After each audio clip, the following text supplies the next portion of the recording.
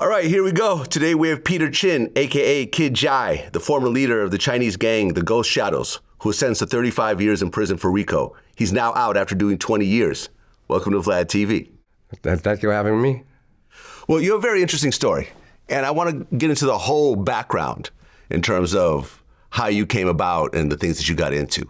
Now, before you were actually born, a lot of Chinese immigrants actually came to Chinatown in New York. Yeah, correct. And they created something called tongs. Yeah, they was here before me, of course. Yeah. Yes. Yeah. So describe what a tong is. Well, a tong actually is that, they're actually supposed to help their own community, people, especially where see, in China, they had a lot of different provinces, right? So the family name itself basically tell you which province that you came from. And just say, back in the day, usually it's Cantonese people. There wasn't much Taiwanese people or any other, group of village that came to New York.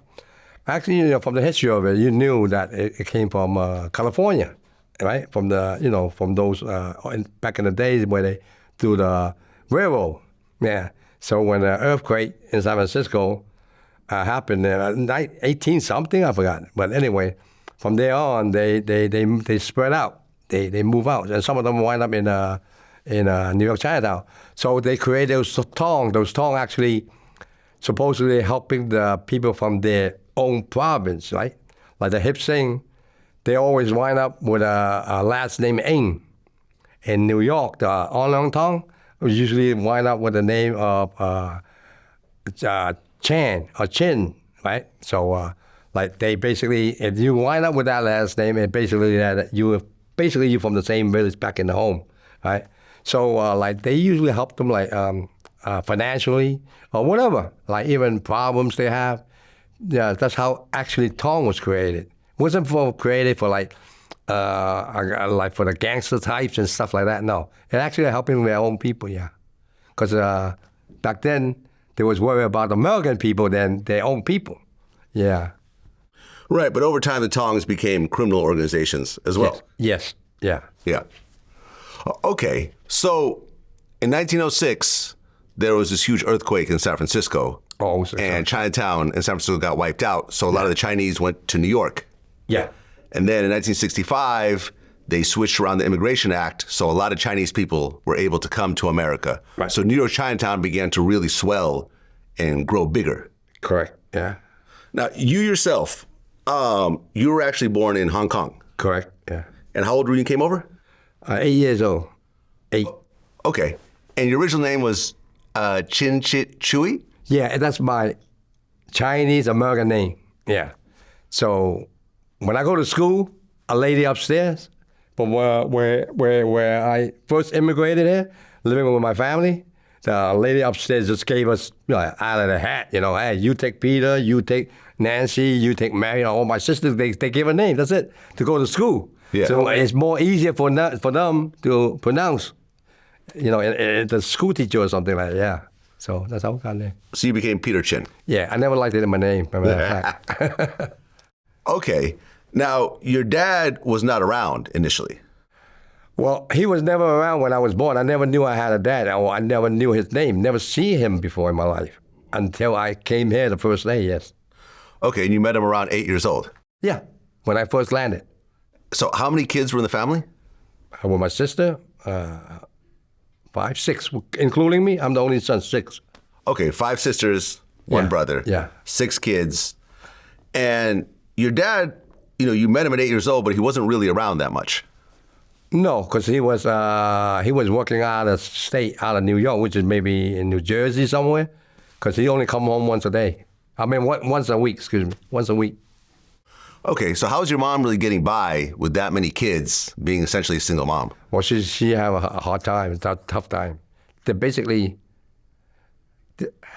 book is basically about her. Yeah. Okay, so you get put in school, but your mom takes you out of school. She didn't take me out of school. But what happened? The one that she took me out of school when I was in Hong Kong. Uh-huh. She knew that we was getting ready to come here. The first, we talk about the one that she took me out of school.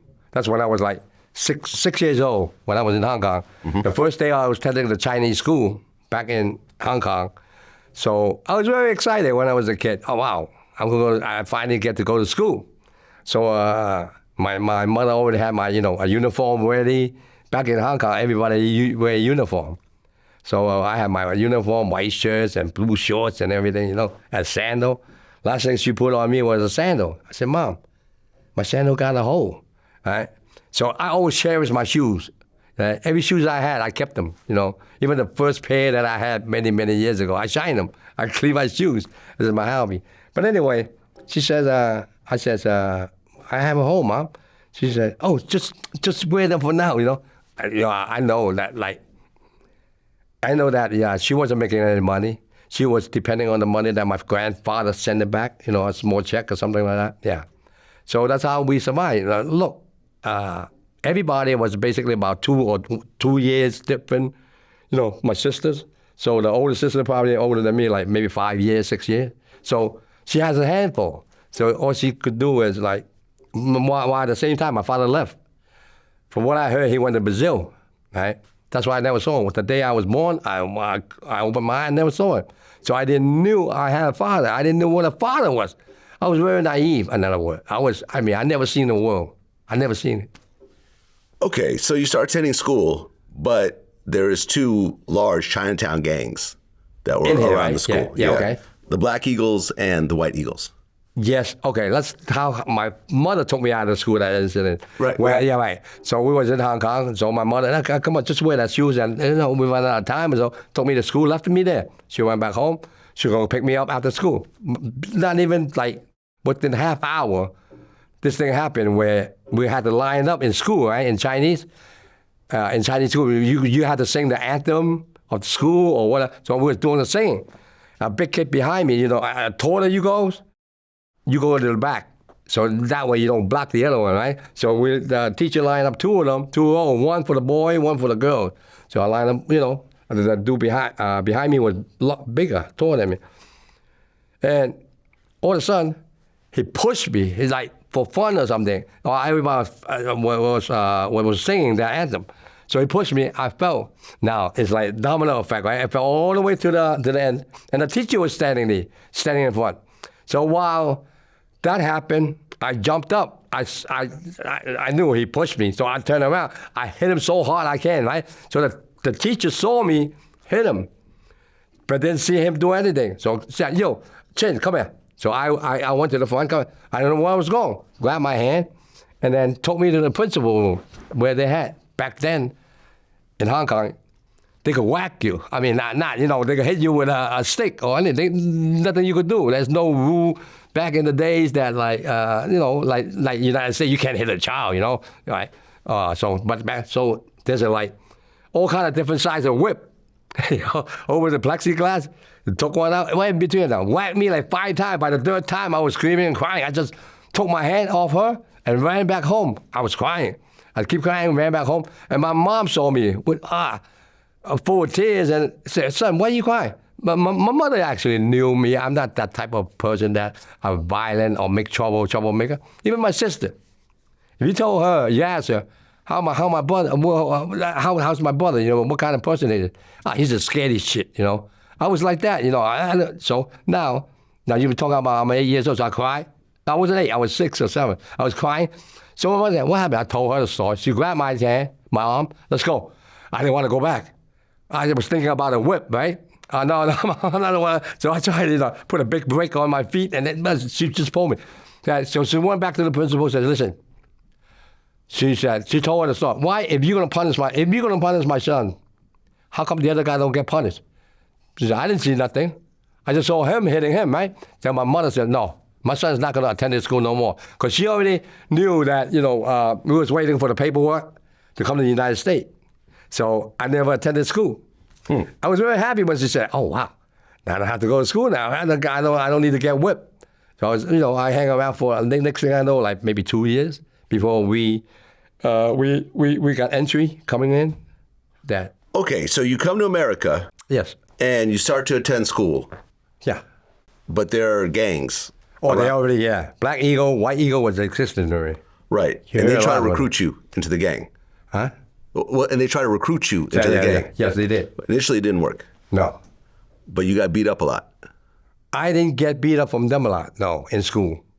Oh, No. okay. No, I didn't get- There was a part in the book where they basically They made beat you... up my friend. They churn out your pockets when they were finding things. So But I'm pretty sure it was them, but I'm not sure what they in with the gang. Because where I got beat up on March Street, that's what later on we took over. It was always the Black and White Eagle had that territory. So I figured it was one of them. Yeah. Okay, so at one point, around 13 years old, you actually ran away from home Yeah. with Yeah. $5. Yes.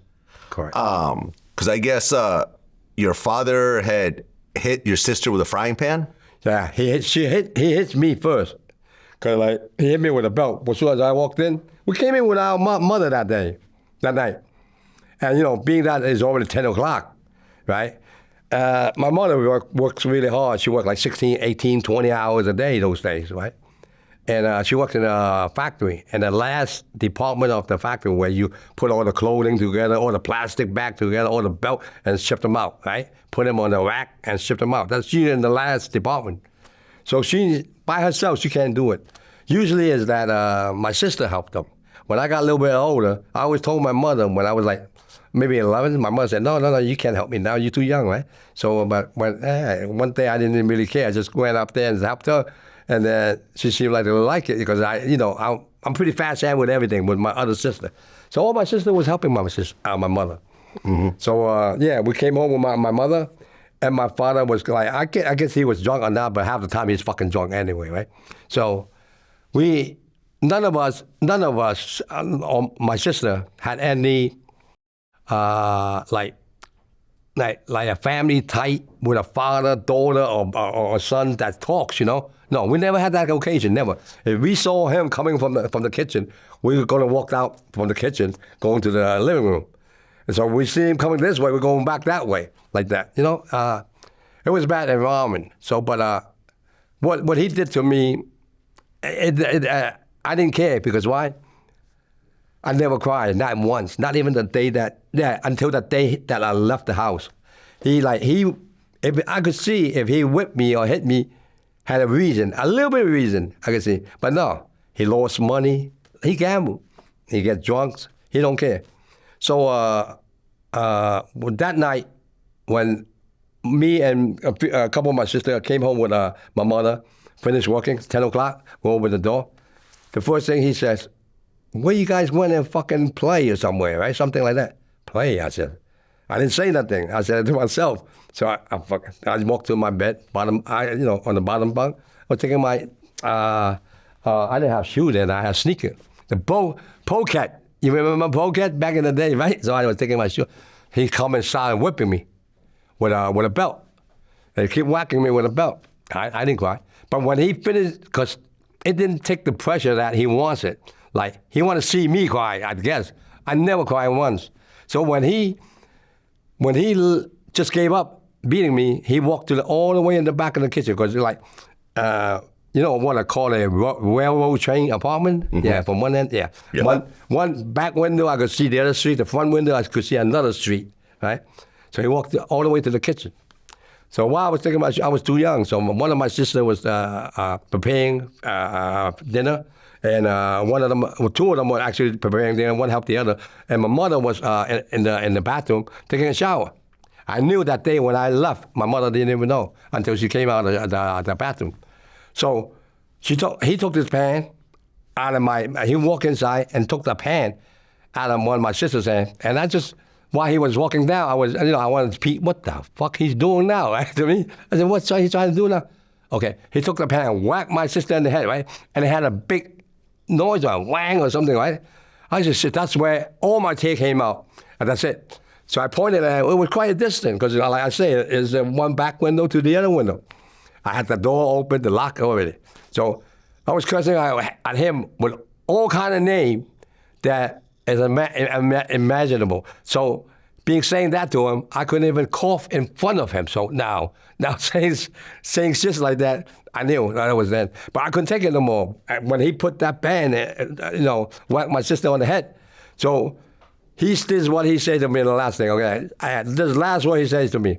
I will see how you fight. He was chasing after me now with the knife. And I cursing. The first thing when I cursed, he was running after me with a knife. So I was by the door. I have enough time to say what I hear what he said and tell him what I'm going to do. He says, see how you're going to fucking survive on the street, you fucking idiot, something like that. So I said, I push up my two arm and show my two hands. This is how I'm going to survive. I didn't have no idea. I didn't know I could survive. I went downstairs. That's when reality hit me. Right in the front, the entrance door. I said, shit, where am I going to go? There's only two people I know in school. That was it. I said, I got no friend. I never seen the world before. I never went out and paid a check. I was very, very, you know how a mother bird gave a chick the first day he was born? Same thing, just like that. So couldn't even fly, forget about, can't even walk. Yeah. So that's how I was. I was lost. I was lost. Okay, so you run away from home, and you did have one friend named Alan. And the Black Eagles noticed that you weren't going to school, so they ended up beating up Alan, trying to find you. Yeah, right, because that's the Black Eagle. I wasn't there. So that day when they came down, I think they just used it. I'm not sure what it is, but that's how I find out from my friend who got beat up. They beat up the guy Alan, and I says, they asked him, what's Kid? Oh, back then it wasn't Kid. They just tell him was nobody yet. Yeah. So they asked him, what's Peter? He says, I don't know. That's how they started. Beat him. He got a black guy, really big guy, busted lip and everything. When the same day I found him, I said, hey, what happened to you? And he told me what happened. So I said, do you want revenge? I asked. He said, yeah. So that's how everything happened from there on. Right. So then you hooked up with a guy named Spare Rib. Exactly, yeah. And Spare Rib was with the Ghost Shadows. Yeah. I didn't know he was with the Ghost Shadow. And plus, Ghost Shadow back then was no name, like basically. You hear now and then. Yeah. It wasn't one of the main gangs No. in Chinatown. It was sort of a fringe. We were gang. the outskirts. Yeah, the outskirts. Right. And the Ghost Shadows at the time were at war with the Black Eagles and the White Eagles. Yes. Okay. So Spare Rib took you guys to his apartment, and he gave you guys a couple guns. Yes. I asked him for it. Okay. Have you ever shot a gun before then? No. That's why I told him. Okay. So you and Alan take these guns and then go have a shootout with the Black Eagles. Yes, correct. What was that situation like? No, I told the guy, I never fired any shot before. This is the first time I ever touched or seen a gun. So I told Alan, I said, you really want this revenge? He said, yes. So Spirit handed me those two pistols. I said, I saw 5 or 6 bullets and a 22 short or something. I take this one. There's 2 bullets, you take that one. I said, if you see start to fire them at them, you just fire them, right? So, well, actually, I didn't know what I was doing. I know how, what he told me, you just pull this trigger and all the bullets come out. I said, all right. Now, before we even got to there, that they saw us, they spotted us, right? Like, I would say a good 50 feet. And then Alan was behind me. I said, you just do what I do. That's it. You want revenge. They were starting shooting at us. Yeah, I fired all my bullets. They were like, I think they got 2 or 3 guns. They went under the car or something. It was on Elizabeth Street. They was firing at us. So I emptied everything out, and I told Alan where to meet me, and and when this thing is done. So when I met up with him, and I said, we got to return this gun. Because, I promised Sparrows that I'm going to bring it back to him, regardless of, anybody got hit or not. So I opened that. You know how, I don't know if you know how Dillinger is, right? With 2, like a shotgun, little small version of a shotgun barrel. Yeah. It shocks me. Those 2 bullets were still inside. So you never shot? He never shot. I went like crazy. But I didn't say, this is what I told him. I said, Alan, you could avoid this. You could prevent this. Now, not that you gave me the problem, but you gave yourself a problem. I knew where I was going wrong, But him, after that incident, you know what? I says, I don't want nothing to do with you no more. And I totally forgot about, I never even heard about him anymore from that day on, yeah. Okay, and at that point, you become the youngest Ghost Shadow member. Yes, correct. And that's when you become Kid Jai. Yeah, they gave me that name. Right.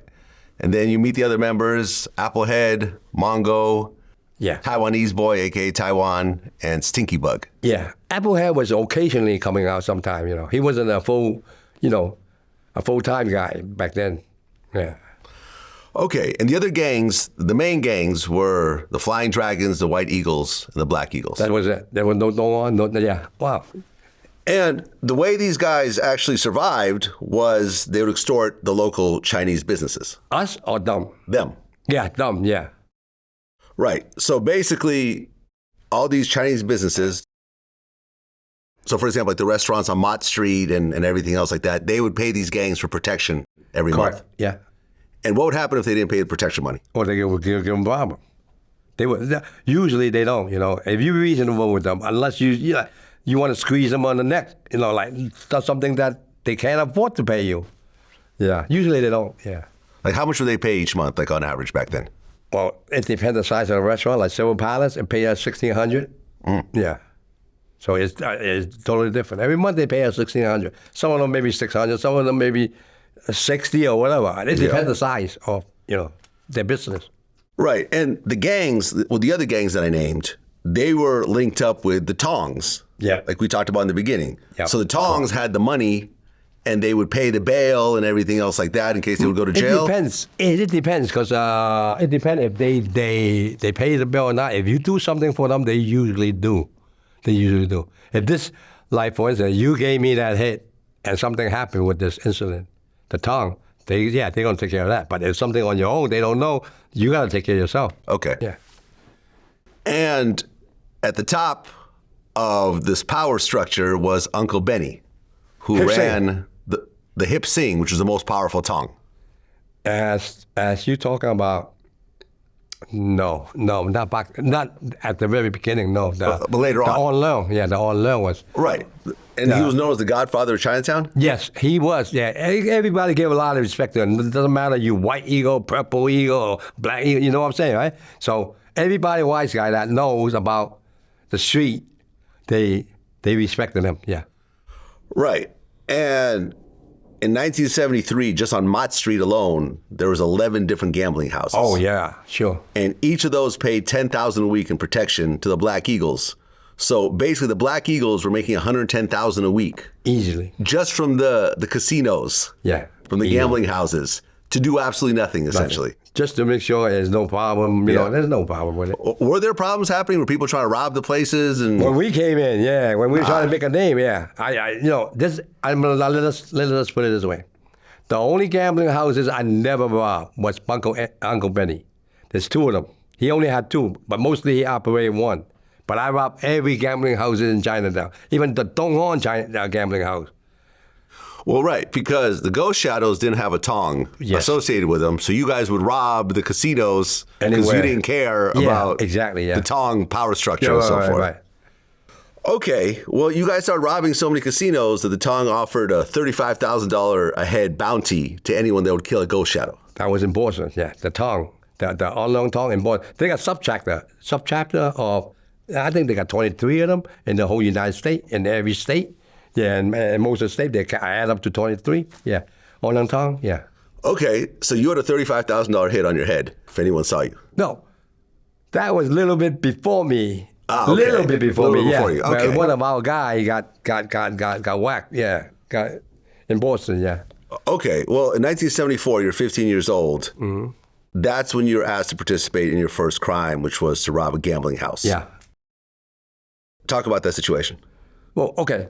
That one was on Canal Street. That one was overwatched by the On Leung Association, which is just under the Black and White Eagle. They're supposed to overlook that. In those days, we were, right about where we took over Mott, but it wasn't us. We didn't even, that wasn't our territory yet. So it was actually overseen by the On Leung. So we, like 5, 6 of our guys went up, like it's the 3rd floor. Yeah, it was 3rd floor. It was a long stair, really long. I showed it to my writer, to Eric. I took him to that place. He saw it. He said, wow. But anyway, I was young. I was like maybe the most 110 pounds, right?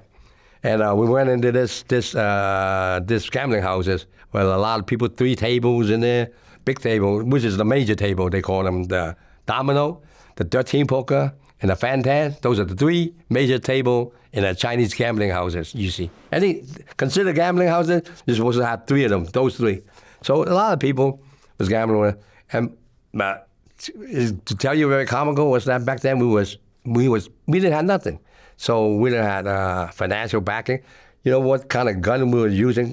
Clean this with Magnum 44, 41, those like single shot, because they was using 38 special already, you know? So we didn't have, our organization didn't have no money. So we pull up those guns, and then, wow, I could see the page and say, oh, the shit, what kind of shit is this? It's very intimidating because it's big, huge. So me and Mongo, we went to one of the room. There's a safe over there. We tried to get it out. I told the guy, we knew who was the guy that, actually holds the money over there, right? We had all the information for that.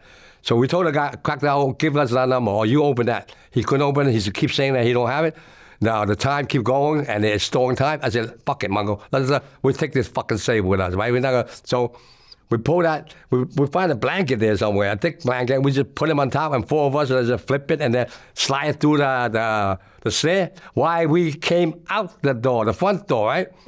It was like maybe 40 steps going down, slanted this way, right? So, we got it rolled all the way down there anyway. So now I was in the front pulling that thing and filled them up. Then the horse, the police that rides a horse, what they can call them, horsemen? Yeah. Police horsemen, yeah.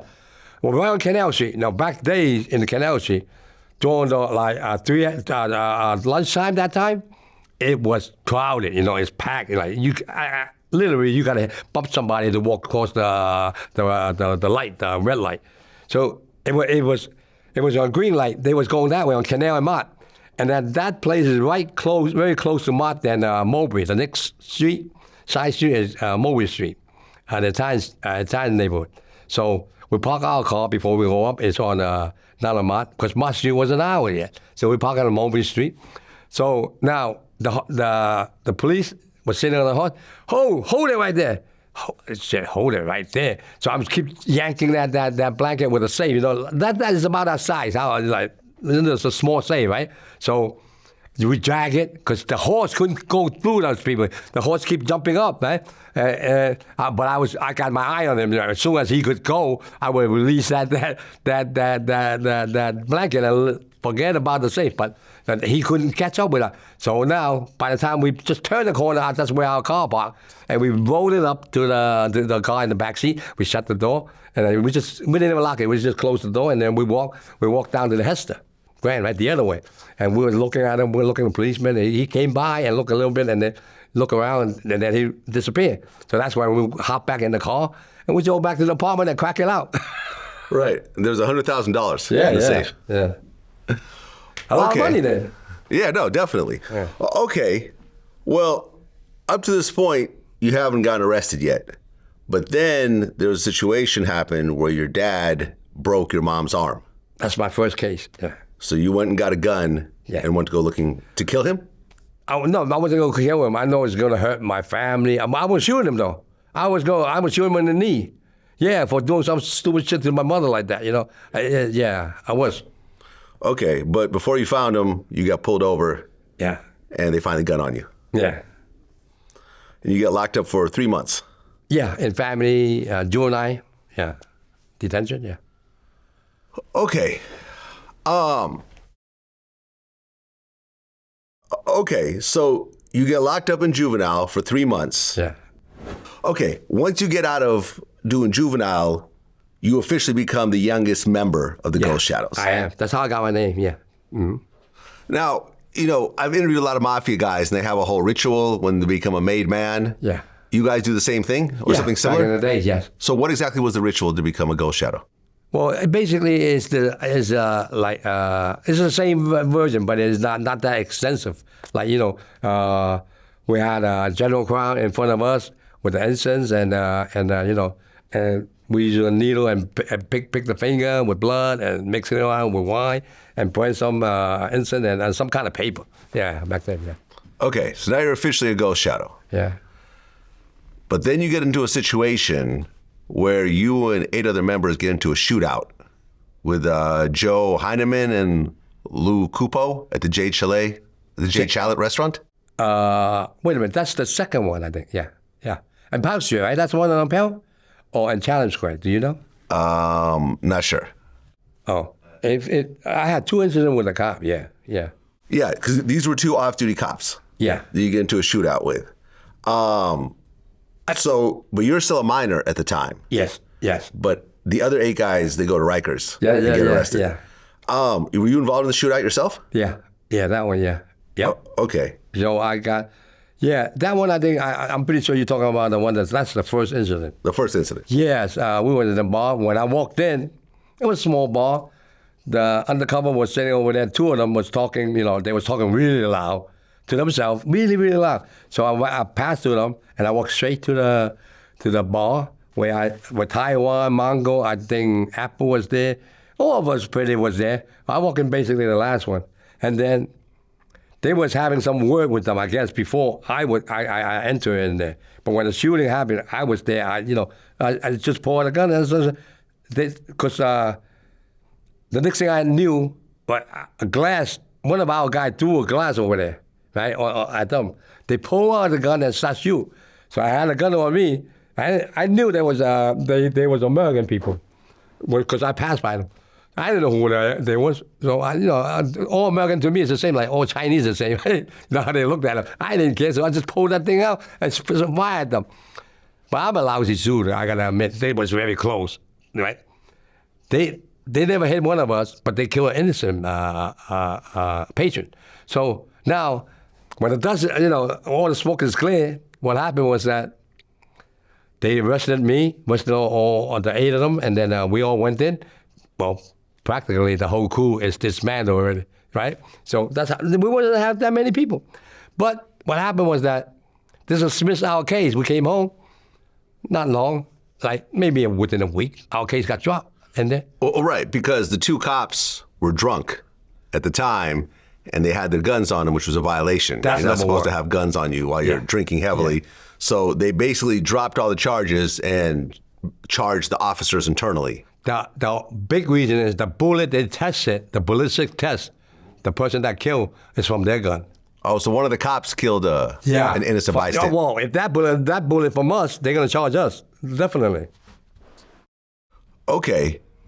But then in 1975, another shootout occurred at the Sung Tong Gung restaurant on Pearl that's Street. the second one, yeah. That's the second shootout. Yeah, right. Okay. What was this shootout about? Well, I say almost similar to the other one. When I stepped in, they was having words with each other in the distance. Then they started firing at us, right? And then I just pulled out the gun and then start firing with them. Yeah, and then we got arrested for that. Yeah. Okay. I don't know how that got dismissed, though. I forgot, really, I tell you the truth. It's so many years ago. Well, originally you were sent to juvenile because you lied about your age, but once they found out how old you were, you got sent to Rikers. Yeah, but I got dismissed later on. Okay, so you're 16 years old at Rikers. Yeah. How's that situation like? Well, let me tell you the Rikers Island experience. I did 8 months there later on, not with this case. If you could do time in Rikers, you could do anywhere in the United States. I wouldn't say other country. Anywhere in the United States prison, yeah. Okay. On the other side of the country, in San Francisco, there was a gang called the Waching. Yes. And they split into 2 groups, one of them called the Joe Boys. Yes, correct. And the Joe Boys started to get bigger and bigger until they took over the Waching. Yes. Now, you decided to actually go over there? Yes. And try to... Yeah, help them out. Help them out. But I didn't know the situation was that bad with the Waching. When I landed there, and I told them, give me something, give me a piece. So they handed me a 22. I said, are you fucking kidding? New York, they started using Python, 357. Are you kidding me? You give me a 22 here? All right, but now I didn't know that the situation was that bad. I said, how many guys were we working with? You, me, and him, and what? 3 of us? And then we were going against, I'm not joking, 300 of them. And they're everywhere. Everywhere I go, they was there. So, at one time, I got shot at with 3 guys. They're pulling 3 pistols out while we were charging the car. This guy named Terry. Terry and his girlfriend were sitting in the car in the front. It was Camaro. You know, Camaro back then was 2-door, right? 2-door Camaro, a sport, a sport type car. So his battery died out, and it happened on Jackson Street, California. So now we got to charge his battery to move it out. And then while we were doing that, half of the car was sticking out on the sidewalk, and half was sticking out in between the gate, the mechanic place. Mechanic place is about the size of this, I would say. So you just couldn't imagine how big it is. So while he was charging, and then, I'm the type of guy, I'm not going to be a sitting duck. I'm going to be in the back, because I was sitting in the back seat. Listen, I know what I'm here for. So it's not a peaceful place for me to sit. So I got out, and I was playing with the squeegee, the squeegee, right, with the window. And then I saw across the street, and a big street, that street, Jackson Street.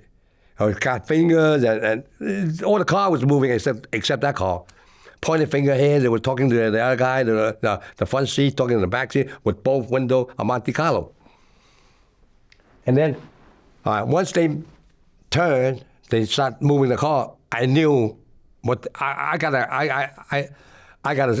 feeling what they what they was up to.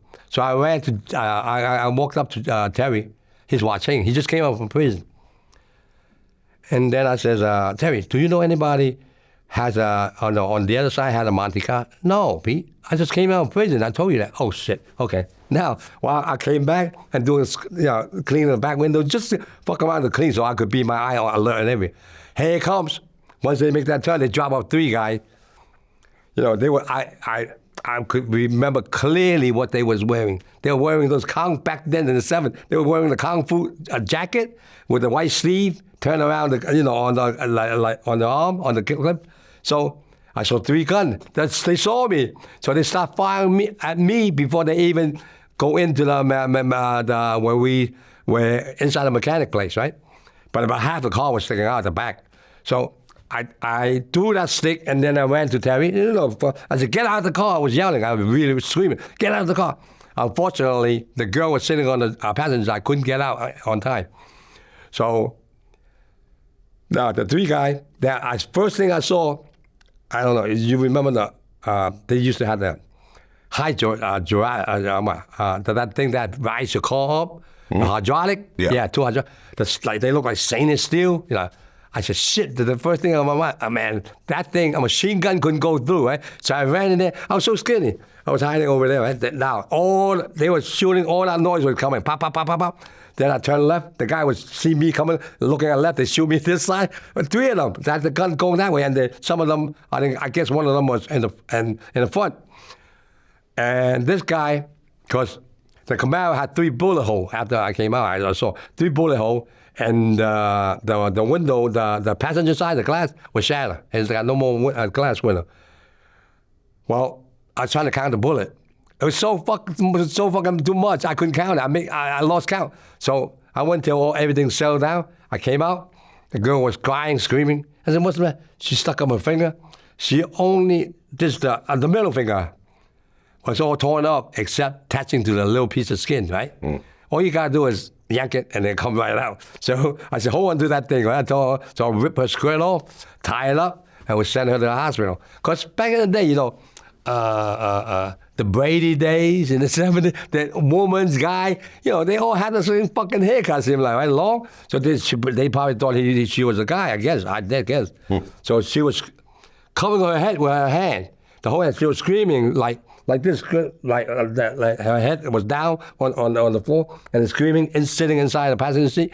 While they shoot that thing, I guess the bullet ricocheted and spin off, but they torn her finger. So, and now that happened. After that happened, there's another incident. That's why I left California.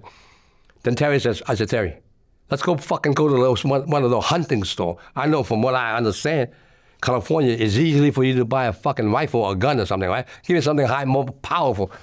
Now, before we even go to every aisle to look for once we walk open the door, the hunting store, like Modell, just say, right? And then, that's Joe Boy. They there. They everywhere. I said, shit, okay, now we could forget about that. All right, so now that day we forgot about that, and then wind up in the weekend, we just cruise around at Chinatown. Because that's the first time I ever been to California. I want to see it, right? So we got stuck. That is, when you go to certain places, like here, when traffic in Manhattan, you can't even move, right?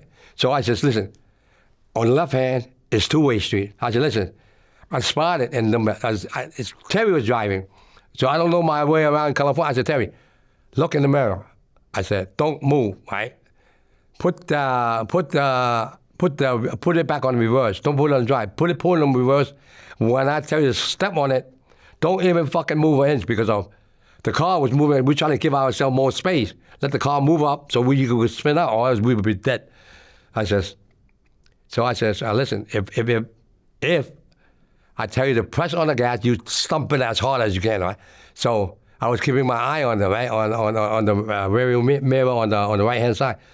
So right about the two guy left and right door on the passenger side swing off. I said, now press it, yank them. They were shocked. They didn't know what happened. They thought somebody they had big noise, boom. So then he make a quick turn, and then we straight over. I said, Terry, that's it. I got enough. This is enough for me within a fucking 2 weeks. I said, either you're going to come with me back to New York, everything's is good. Right? We don't have to worry about this shit, okay? Because a lot of his guy, the watching, was in New York. I was very good with they call him the last boss, Danny Wong, watching. He's the last boss that got whacked. So me and him was really good. So now, but eventually he wasn't there. He was in New York. So now, I says, either you come with me back to New York, everything's fine. But if you want to stay here, you're on your own. I'm going to leave your ass, stay here. It's got nothing to do with this. So no. I said, you think about it. I'm going to give you less than 6 hours. You got to tell me now. I'm not standing here no more. So I can't stand this shit. I'm so used to be the other way around, Terry. Now I'm getting sued everywhere I go. So he said, okay, I'll go with you. So now let me situate my girl in the hospital. It's okay, fine. So we left with 3 bullet holes in the fucking car, right? I haven't even patched up yet. I didn't realize that was 45 until we went back to New York and patched it up. So while we was on our way back to the East Coast, he says, kid, let me stop by in Los Angeles so I could see one of his guys. What? Then I find out, I said, from what I understand, Los Angeles have Joe Guy there. They have, Joe brother has 6. The reason they went to a really, really big war after they split is they killed one of his brother in Jackson Street, the older brother, the Joe Fong guy, right? The older brother. But he has 5 more brothers behind him. They all hanged out. So one of them that handle Los Angeles chapter. Watching, there's another chapter in Los Angeles. They also in Los Angeles. Oh, I want to see this guy named Date or Tony. I forgot his last name now. So, but it's all with paper about him. So I'm going to go see him. I said, whoa, you go see him. I'm staying here in Sunset Boulevard, right? They have a Sunset Boulevard. While I was walking, I'm waiting on him. You're going to see one of this picture. I have really long hair with an act tough guy with a cigar, right? But actually, I took that picture. I saw a Japanese photograph, right? Professional photograph on Sunset Boulevard. I said, you know what? Let me just go in there, take this picture. And one day when I fucking ghetto, I'm going to get myself, looking at this picture, I will laugh because I got shot my ass out of fucking California. That's how I got this picture. That picture existed today. Still, it's in the book, yeah. Okay, so you come back to New York. Yeah. And then in 1976, there was a situation with a guy named James Mooey. Oh, yeah. Oh, he's a headache. Right. He was walking through, I guess, your territory, and you guys stop him. I stop him at a Brooklyn Tech. In Brooklyn, the Brooklyn Tech, I think is a college or high school. I believe it's high school. Yeah. I wind up, I don't know how I wind up there, but I was over there and then hang out a little bit. And I wasn't that old yet. What was that? You were about 17. Yeah. So I went to one of those schools. I happened that he walked by, but he looks like somebody that does hang out, but I'm not sure. So I pull him over. I said, who you with? And then he says, nobody. He's nobody? Okay, fine. Okay, and says, let me see your ID. So I took his ID, took down all the information, and then a couple of my guys roughed him up. That's it, and let him go. I said, let him go, let him go. He said, no why, so let him go. Next thing I knew, when that incident happened in Kolak restaurant, which I got charged with that case, a murder case, he was there. Well, it happened that he was there, that all he remember is that guy that, thought that I roughed him up a little bit, But yeah, you could say that, but it's my guy. So I asked him, when I stopped him, I asked him, who you are? He said, nobody. So I gave him back his license and left. But eventually he knew who I was, I guess. So he told the police, I gave him a false report that he saw me that did it. Well, right, there was a shootout that happened. Yeah. And a bullet hit James Mooey in the leg. Yeah. A couple other flying dragons were injured, but then a stray bullet ends up going into an establishment and killing a 39-year-old woman named Victoria Kwa. Correct. And she dies. Yes, correct. So then when the police asked James Mooey who shot him, he said it was Kid Jai. Exactly. So now you get charged for homicide and attempted homicide. Correct. Back to Rikers. Yeah. Yeah, that's what I got charged with. That's how I wound up, like 8 months. During that time when I was in Rikers Island. And just there's no other witnesses but him that say it was me. That's, first of all, that he was incredible as a witness. And so they wouldn't give me a bail until like 8 months later. They gave me a bail. Came home. Within 2 weeks, another shooting happened. He was there again. He was on Pell Street. Some of our guys they said some of our guys was shooting at him, but he said that the shooter was me. Now, remember the first day he saw me, he never saw me more than once. So he always thought I had long hair. I did have long hair until I had a fight in during that 8 months. It seemed like if you average it out, it's like once a month. 8 fight in Rikers Island. So I had 8 fights in there. So by the time at the third fight, I said, "Fuck it, let me shave all my head." I have never shaved all my head in my life. I didn't never like all my hair out, Never. So he didn't notice that. He never seen me only once. I got a long hair. The second time he got shot, they came and arrested me again, and then charged me with attempted murder of a witness. Now this time, really, I'm dead. So now, out of the blue, my lawyer had a good investigator, and to pinpoint where he got shot, where the guy, the person that you say had shot you at, the distance that they did on Pell Street. Pell Street is most deserted street and most dim street, very dim.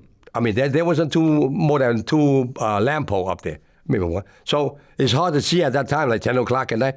What really helped me was 2 sanitation workers were dumping garbage. The city sanitation testified that saying that during a hearing, I wasn't there, that gave the testimony of saying that guy we saw had no hair. No, that got long hair. Yeah. While I came home, I had no hair. Right. Well, then how could I grow hair in 2 weeks? Like you say that long, right? It's impossible. So that really helped me beat all his case. Yeah. I mean, how did it feel to beat a murder? How I feel to be a murder? Beat a murder, yeah. Oh, to be a murder case? Well, don't you think I should? No, I mean, I'm sure. Yeah, you were potentially facing life in prison, right? Yeah, 25 to life. Yeah. It felt good. Yeah, it felt good. But, okay, so while you're at Rikers Island, Nicky Louie, who was the head of the Ghost Shadows at the time, decided to do some things that basically made the situation worse. So there was a guy named Man Bun Lee, who was like the unofficial mayor of Chinatown, and he hated organized crime. So Nicky Louie hired a hitman to kill him, a guy named Chick Kwang Peng. I don't know that guy. Seriously? Personally, I don't know him. Okay, but you know the story, though. Yeah. Because when I came home, they told me what happened. Right. So the hitman approaches Man Bun Lee at a restaurant and then stabs him 5 times. Yeah. I know the story, yeah. Uh-huh. Okay. Now, this brought a lot of attention to the Ghost Shadows. Oh, yeah. Did everything change after that? Completely upside down. Because personally, Nicky Louie, I got nothing against that Mamba Lee. I think he did it for a reason, because he just said, this guy talk too much. He just want to shut his mouth, talking about gangsters, talk something else, right? No, Nicky, he's still young, I guess. But to me, now that, for him to make that decision, it was a big mistake. It was a big, big mistake. Because, you asked me, did things change after that? Yes. They shut down all the gambling houses. Right. All the gambling houses got shut down for a whole year. 1 year. Exactly 1 year. They wouldn't let us open for 1 year. You try to open one, here they go. They come in and crack you down again. Shut you down. Okay. And around that time, a rift began to happen with the Ghost Shadows. Yeah. So there was like the street guys, Peter, Mongo, Applehead, Taiwan, Stinky Bug. They were on one side. And then there was Nicky's guys, Pork Chop, Roundhead, Spider. They were loyal to Nicky. So then there started to be kind of a rift in between. But how it happened was that even though through the bad time, we wasn't with Nicky. We had no problem with it. Like until 78, somewhere in 78. Yeah. So what happened was that whatever he say back then, we go along with. Until one day they held a meeting, right? And Mongo and I think Apple told me, I didn't know there was a meeting. Now I have an appointment with somebody, right? So I said, listen, I'll be back before the meeting's over with. I'm pretty sure, because it always happened that way. It won't take more than, an hour and a half, 2? The most is maybe an hour, I would say. I would be back like 15, 20 minutes. So I didn't, all this thing happened during the meeting. I wasn't there, but they told me. Now, when I was driving back, coming down from Manhattan Bridge, Manhattan Bridge coming down with Chase Bank and right? So I was heading toward Holland Tunnel that side. So when I turned them out, right before I turned them out, I saw Apple, Mongo was by the corner of that street and waving at me, waving at my car. I stopped. I said, what happened? Oh, man, we just had to break off with Nicky. I said, what happened? Oh, that guy, during a meeting, a guy named Spider pulled a gun and pointed at Taiwan's temple. He said, you have no fucking right to look at no books. Right, because Taiwan told Nicky he wanted to see the books. Yeah. Because the money was going down. Yeah. That's and instead of showing him the books, he had Spider pull out a gun and put a gun to his head. Did he have Spider? I don't think so. I think Spider did it on his own. Okay. Yeah. See, but he took the blame for it. Yeah. I would say that. Yeah. Okay. They wasn't planned for that, like that with the gun things, like with Spider. I don't think so. So at that point, you felt that Nicky was going to kill Taiwan, so you felt that you guys had to kill Nicky? No, I felt like that. Did you see how Chinese feel is that? I felt that no matter how bad it is, the situation, how worse it is, the best way is to talk it out. The worst way is to fucking, one-on-one, you guys will go in the corner and kill yourself, but not pulling a gun to somebody's temple. Like that means I want you, I want your head, I want you dead. So that came to a point that there's there's nothing to talk about. Right, but wasn't there a shootout that happened? No, it didn't happen yet. Okay, cool, because the book said that the two crews had a brief shootout until Nicky suggested that he and Peter talk it over. Okay, so after that, then we had a shootout. Then I talked with Nicky, wanted to talk to him. Yep, that's correct. Now, that was not before this. This happened, they're on the street. I said, okay, now we split. So where's the gun? Everybody know where, that side knew where the gun is in. And we knew where the gun's in. So let's go get all the guns first before they get it, right? So we got the gun. They just got 2 guns. They gave me a fucking 22 again. They took all the gun. This is all we could find, right? I said, okay, give me the gun. So I took the gun, and they gave me another fucking, I'm not sure it's a Dillinger or not. So I gave it to one of my guys. Said, okay, you keep this gun. You see me shoot again, you shoot, okay? The same way. So now, they was looking for him everywhere in the restaurant, Bay Street, up and down Mart, see where they at. They said they here somewhere because they just came down right after us, right? So where are they now? They trying to spot them. As soon as they spot them, they call me. So now Apple was running down Bay Street, like, hey, he's there. So why he peeked in the window, Apple, saw Nicky and the whole crew was in there. But at the same time, they spotted him, right? And as soon as they saw him and Mongo and them were running down Bayard and trying to get my attention. So got my attention. By the time I came across the street, Nicky and their crew was running out the other way. Yeah, like running out. When he came out, he was going on the right hand of them. So I was like half a block from them. What am I going to do? I can't catch up with them. So I just fire any shot I could fire at them over there, emptied out. Now, all my guys was split up. We said this earlier. If we ever get split up for no matter whatever reason, we go back to the old days where we hang out in the arcade in 42nd Street. That's where we're going to meet up. So they all met up there except me and one of my guys. While I was running back down from Bayard, I couldn't think of a place I could go with this fucking piece. So I ran down to the gambling house. So I went there, I took the guy that, the door guy that, he looked through the peephole and who should be let in and who's not. I just remove him, put my guy, I said, I forget, you're going to watch this door and see who could come in and not come in. So I removed that guy. Now, at the same time, I heard a lot about tunnels, right? You heard about down in the old days, Chinatown basement had a lot of tunnels. Now, I try to look for exit door, back door. There was nothing. There was only one door that up and down was going up and down from the same door I came in. And so I said, oh, fuck, man, we're stuck. Within that time, within 5 minutes, Nicky called. Nicky called downstairs the gambling house. She said she wanted to talk to me. And the guy who picked up the phone came and gave me that message. That I went on the phone, realized that was Nicky. I said, Nicky, listen, there's nothing to talk about no more. I said, why you want to talk to me? I didn't understand why you wanted to. This B wasn't with me. I was still the youngest with them, If you say, this jewel or this crown, pass it down to who? I might be the sixth guy, right, to receive this crown. Why talk to me? I said, I was thinking about why talk. And then I said, no, I hung up on him.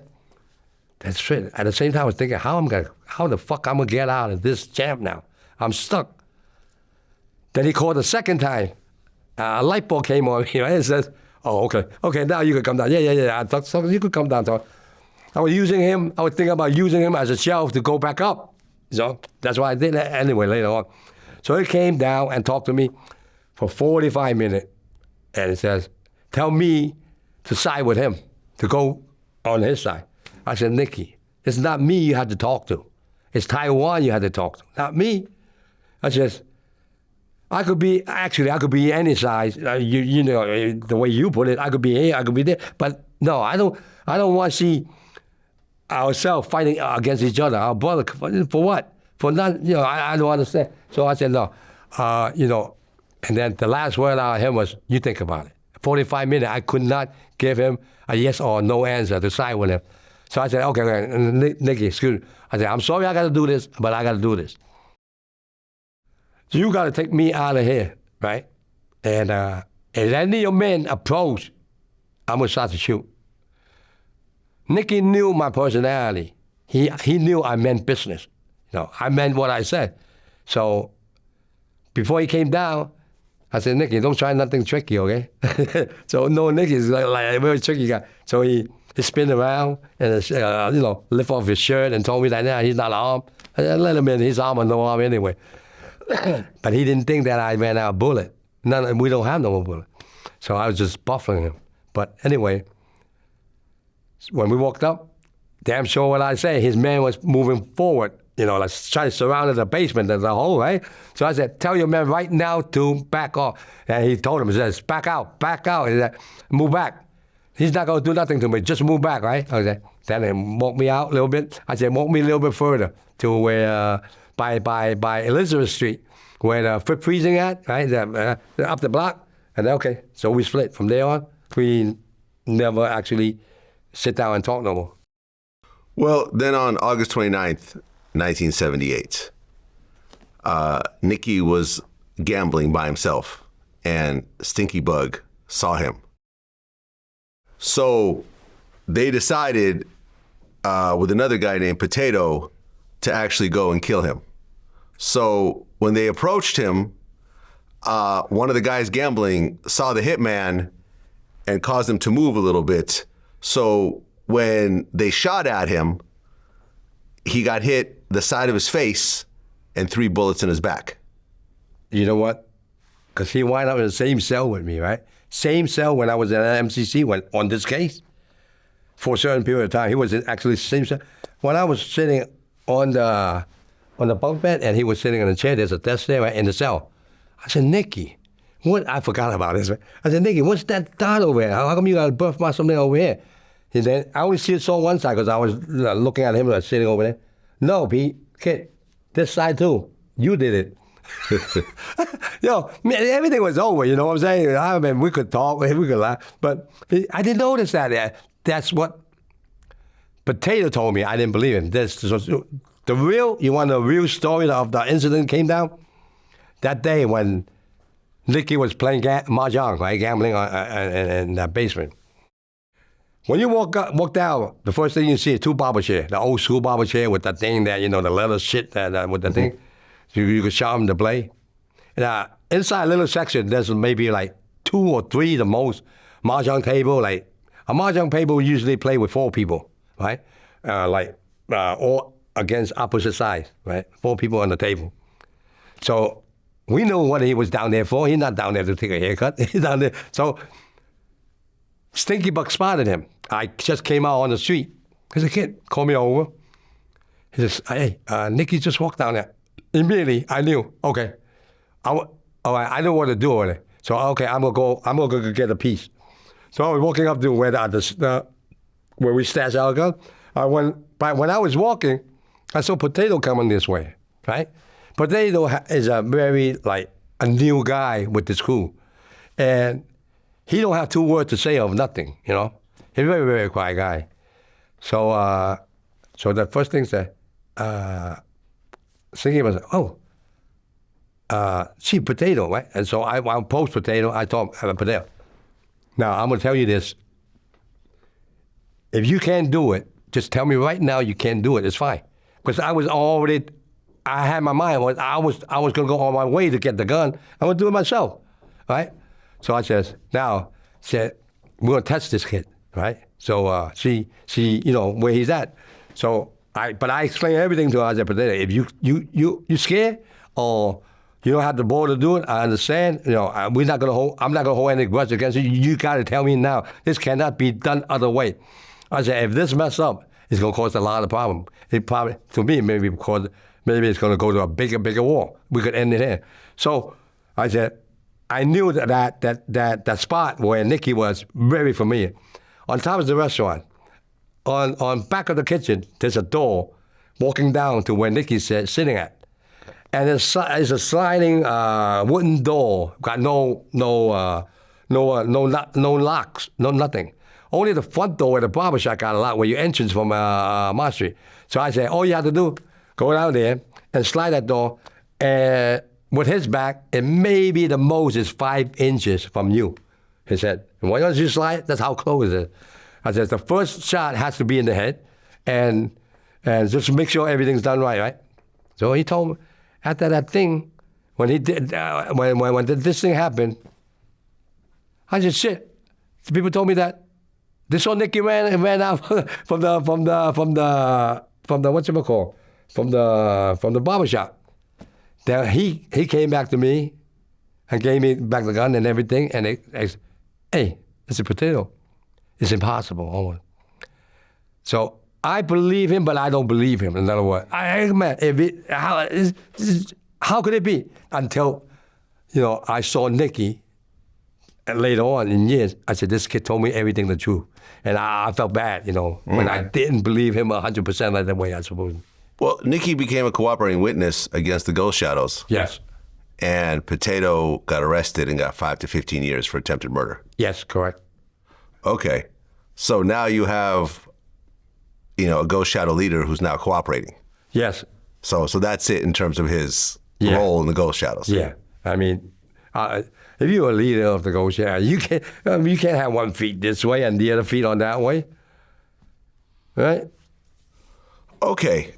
So after the Ghost Shadow split up and Nicky try to have his own crew, you guys decided to have 5 generals running the Ghost Shadows. No? Oh, yeah. Because when we was under Nicky, it was all 5 of us, right? Actually, do the major decision of what we're going to do with this, that. And when we split up with Nicky, we don't want to run like how communists run, like in Russia, right? One guy called a shot, that's it. There's no number 2. You can't tell me. Now, instead of that, we do vote. 5 of us take the vote. Like a more democratic way, yeah. Right. But then Mongo and Applehead, they get convicted for an extortion case in Baltimore. They get 16 years. Right. Taiwan was also part of this case. He goes on the run. Correct. So then you and Stinky Bug are the only 2 guys left. Right. So then they ended up having a vote, and they decided that you're the leader. Right. Okay, so now you're officially the leader of the Ghost Shadows. Right. And you're 20 at the time? Yeah, 20. Okay, what changed when you became the leader? What changed is that I changed a lot of things around because of we used to have war with now. Basically, the Black Eagle and White Eagle doesn't exist no more. There's no more harm with us. So I left out with the Flying Dragon, and then later on with Stinky Buck, where he split away from me. Yeah, so Stinky Bug ended up splitting. Yeah. But you told him that's fine as long as he didn't form another group. Yeah. But then he ended up forming the White Tigers. Yes, he's the founding father of the White, not Nicky Louie. Everybody got this wrong. Because I was there, I was present. White Tiger wasn't exist yet, never even heard of that name until that night that, like you say, they did the vote and they want me, and then they want him as a treasurer, right? And then vote him as a treasurer. That he got up out of the meeting and then he said, no, I don't want nothing to do with it. I think he felt that, shit, whatchamacallit, he lost space or anything like that. I don't know. But that night, I pulled him on the side. We stopped the meeting. I pulled him on the side. Man, the last thing I didn't do was put my knee down to beg him not to do that. I said, this is how we do. I try to buy time, see how I'm going to fix this. So if they chose him, it's fine with me. I got nothing to do because he deserved it. I told him. I said, thinking, this is how we do. I said, what they tell me to do without your consent, without your authorization, I will not do it. You tell me exactly what you want to do, and things happen later on does not come out the way you said. You could blame everything on me. You could do anything to me. Fine, but I just tried to buy time. I couldn't get him to say no. Yes. So I went, no. He said, I don't want to. Okay, I'm going to tell you this. Me, you know how I grew up. I grew up basically with you guys. You saw me how I grew up. I give you my word, I'm not going to. Don't worry about any bullet flying behind your back. I would never do that, or my people would never do that. If they do, I'll take the weight for it, okay? Now, I said, listen, also at the same time, in return, I don't want you to form another group out there and turn your barrel against me. But he never told me yes or no, answer me. But he walked down the steps. Well, right. And then a war broke out between the White Tigers and the Ghost Shadows. Yeah. A situation happened where a shooting happened. Yeah. And then the Ghost Shadows ended up killing 2 men they thought were White Tigers. Yeah. But I guess weren't. That they weren't. According to now, is it or not? I don't know, but I assume that what they say probably is not. Yeah. Probably is not, yeah.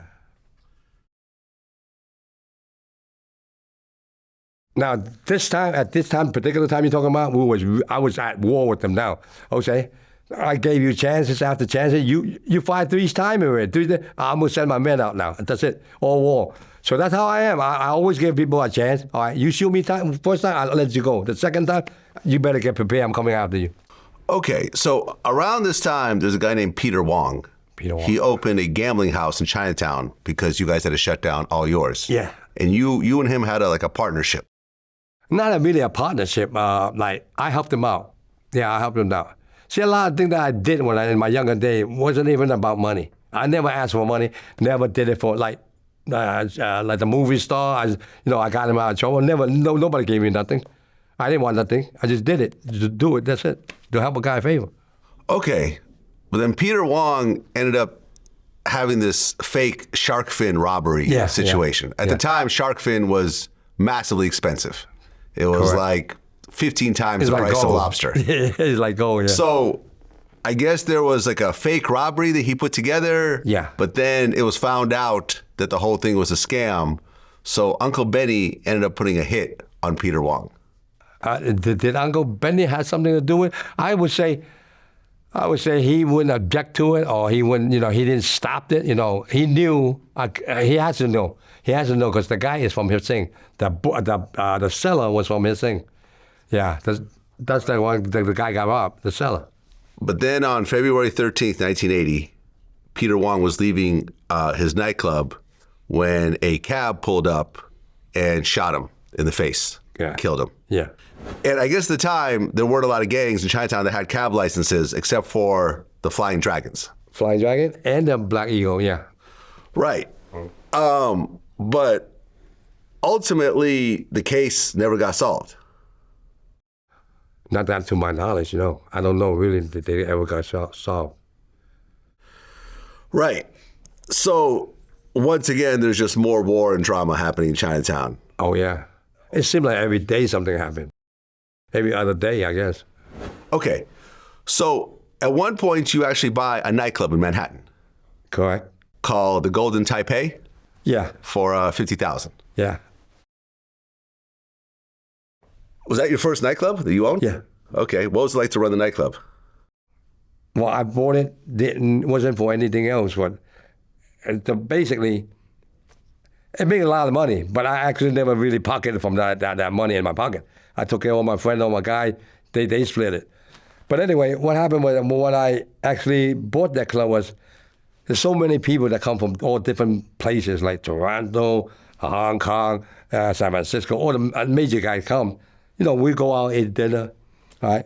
Well, usually when they come, I pick up the check. When I go over there, they do the same thing as well. So I pick up the check. After that, what? They go to massage, and then after that, they go to the nightclub, right? They go drinking.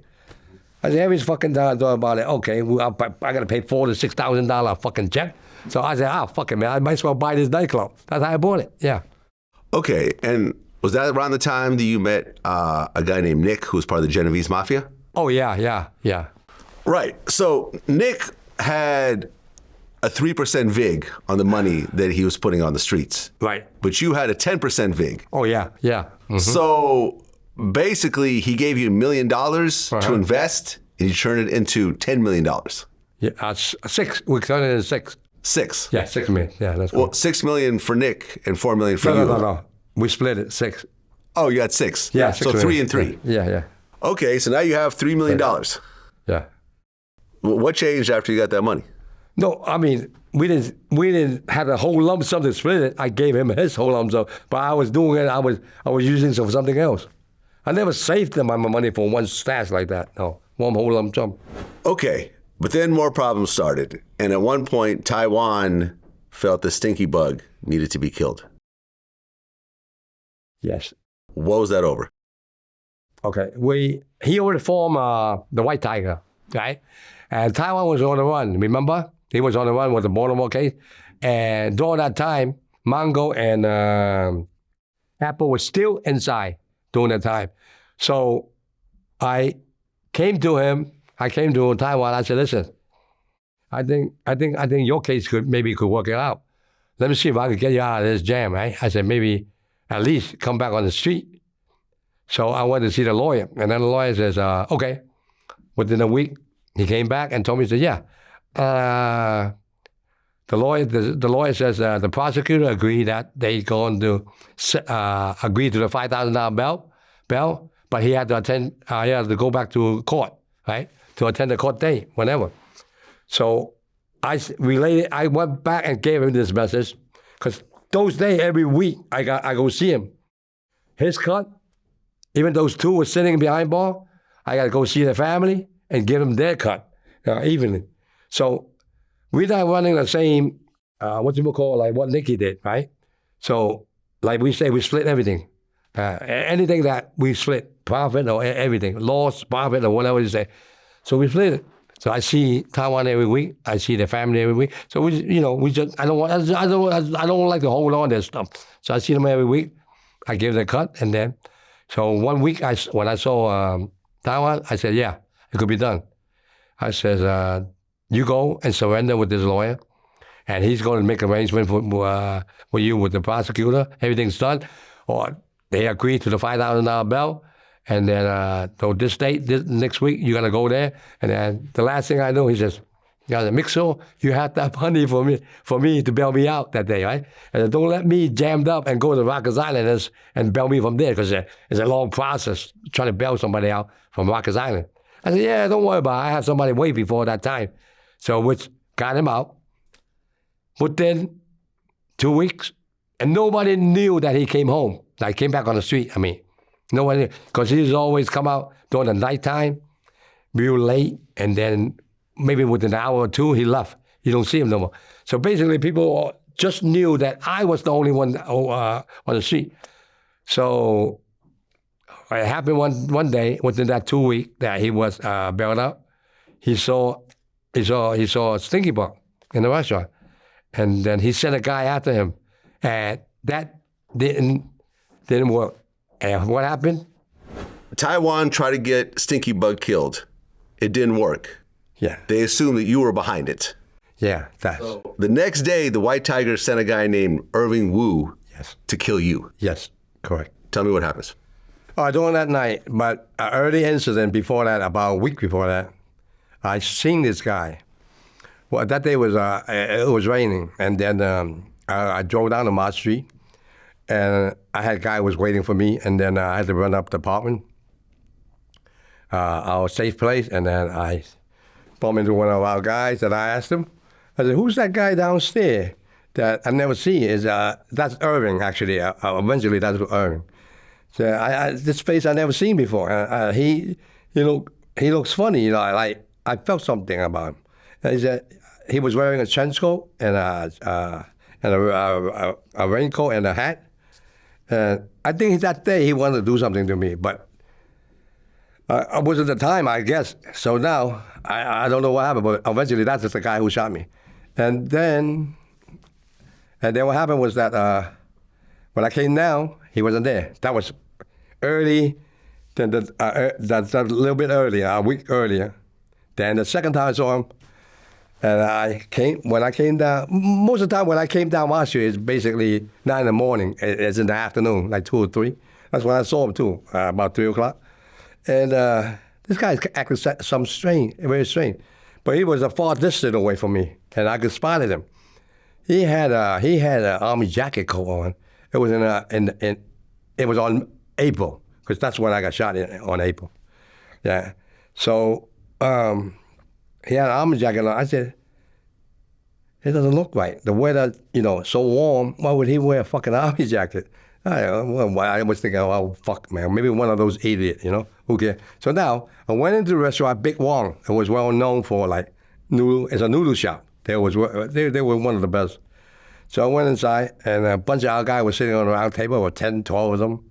I sat with them and boasted a little bit, and took the bill and pay, and then my beeper. Those days we didn't have no cell phone. So I had a beeper, and then I got to return the call. So when I step out of the restaurant, there's about, right in front of the restaurant, there's 3 Chinese pagoda, a telephone booth. Yeah. So they went against each other, they all together. So when I make that phone call, as soon as I hang up the payphone, and I probably walk about 5 steps, and Irving came out. But I didn't know it was Irving then. So when he stuck, literally, he stuck the gun. I could touch the gun, and that right at that moment, I'm a very quick guy, very fast acting. So I tilted. I didn't even see him yet. That thing went off. Boom. I got pushed back. It pushed me a little bit. While I was pushed forward. Pushed forward a little bit. Then I was a little bit bent, pushing that way, and my head was down. And he added another bullet to my back. The one in the back actually hurt me more than the one to my neck. Right? Apparently, the doctor said after I went through the surgery, intensive care, told me a fraction here I would be dead, a fraction here I would be dead. But at that time, I thought I got shot by the temple. It came throughout my temple because the blood was hot. I told you that day was warm too. So that kid was wearing that army jacket. I was skeptical. What? How come he would wear an army jacket? That got my attention. But I didn't know he was right next door where those housings at. They got stairs going up, apartments. He was hiding inside that building, so he could see me by looking out from in the hallway that certain distance that he could see me on the telephone booth. So that's when I hung up the phone. He came out from there, and the first shot he did was to my head. So he thought I was dead. So that took care of me. This is an add-on. But wind up this add-on, broke like 2 ribs and punctured my lung. I couldn't even breathe. So now this kid, so he went that way. Now I was pushed forward and I was holding my temple. I thought the hole came on my temple. I was so stupid, right? By the time if it hit my temple, I would be dead right there and then. But the blood was skirting out. It was hot blood. So I went to the police precinct. I didn't run because I got the concept of running, like exercise, will actually make your blood like increase faster, like pump faster. It will come out more. So I was like walking quickly to the fifth precinct. It's around the corner. Then I got them two detectives. As soon as I walked in, they grabbed me. They already knew who I am. They grabbed a wooden chair, just sat on the lobby, and set me there. One guy went to the back and got like a stack of black books, right? And kept flipping a bit. Is that the guy who shot you? I said, no. Do you know him? I said, I don't know him. No. Then it was a big puddle of blood around me. Then one of the sergeants came in, walking in the prison. He said, you fucking idiot, you two guys, you better get him to the hospital right now before he's dead, and then you got nobody to talk to, right? So they took me to the police car and then drove me to Beekman, right? While they was driving me to Beekman, I said, oh shit. I was conscious, I was still conscious, but I was losing breath. I couldn't hardly breathe. I look at I was thinking about where they're gonna take me to Beekman. Oh man. This hotel is like a most check-in. You check in, you cannot check out. A lot of people die over there. A lot of our guys die in Beekman, not St. John or St. Vincent. Where the same spot where they took 2 bodies out, one goes to St. Vincent and one goes to Beekman. The one Beekman died. I don't care where he shot in the arm, he's dead. Right? The one shot in the brain, he's still alive. And that's how it is. So I said, when I was they told me to St. Vincent, that really hit me that, oh man. So now, by the time they throw me in the stretcher, and all the nerves, everything, they would start cutting my pan with a razor blade and everything. So the tube was sticking in everywhere. They're giving me shots. The last thing I said, let me see what time I'm going to be dead. I want to know. Thinking about what I was thinking, all my people go over there, 80% doesn't survive. So I said, oh man, let me just see it, what time I died. So I went searching for the clock. My head was this way, up and down on the stretcher. And I finally spotted the clock was, 4:45. I said, okay. Then I completely knocked out. Right, but then 3 days later, you woke up. Yeah. And you spent 10 days in the hospital. Yeah, correct. And eventually you got out. Yeah. Okay, and then after that, you end up going back to Hong Kong. Yeah, I travel a lot, yes, correct. Okay. Was it because of the danger in New York of getting shot again? I was recuperating. Okay. And actually, Taiwan was making his move. So I let him making his move, let him do what he wants to do. Yeah.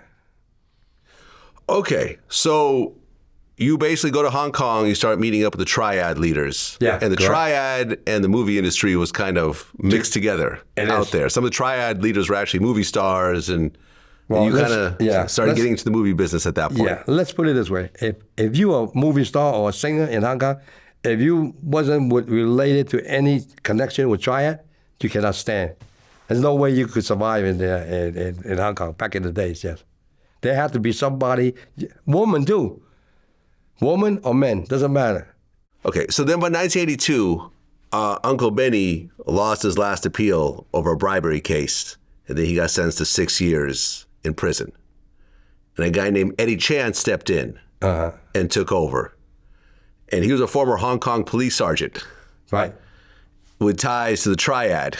In Hong Kong, yeah. He was known as the Sixth Dragon? Yes. Okay. And he basically became the most powerful Tong in New York. Oh, yeah. Were you dealing with him at all or no? I had one dealing with him. Yeah, I had one. Yeah. Okay. By then, by the 1980s, heroin started to blow up. Yes. But along with heroin, there was the videotape business. Correct. And you said that it was actually just as profitable as heroin. Oh yeah, yeah, So you guys started doing basically illegal videotape distribution? yeah. Okay. And how did that ultimately work out? So actually, Vincent Jew, the boss of the founder of Huaching from San Francisco, he monopolized of that videotape. So when he started to open, he had it first at San Francisco. So this is the very, very beginning of videotape, where they start to, closing down theaters because of videotape, right?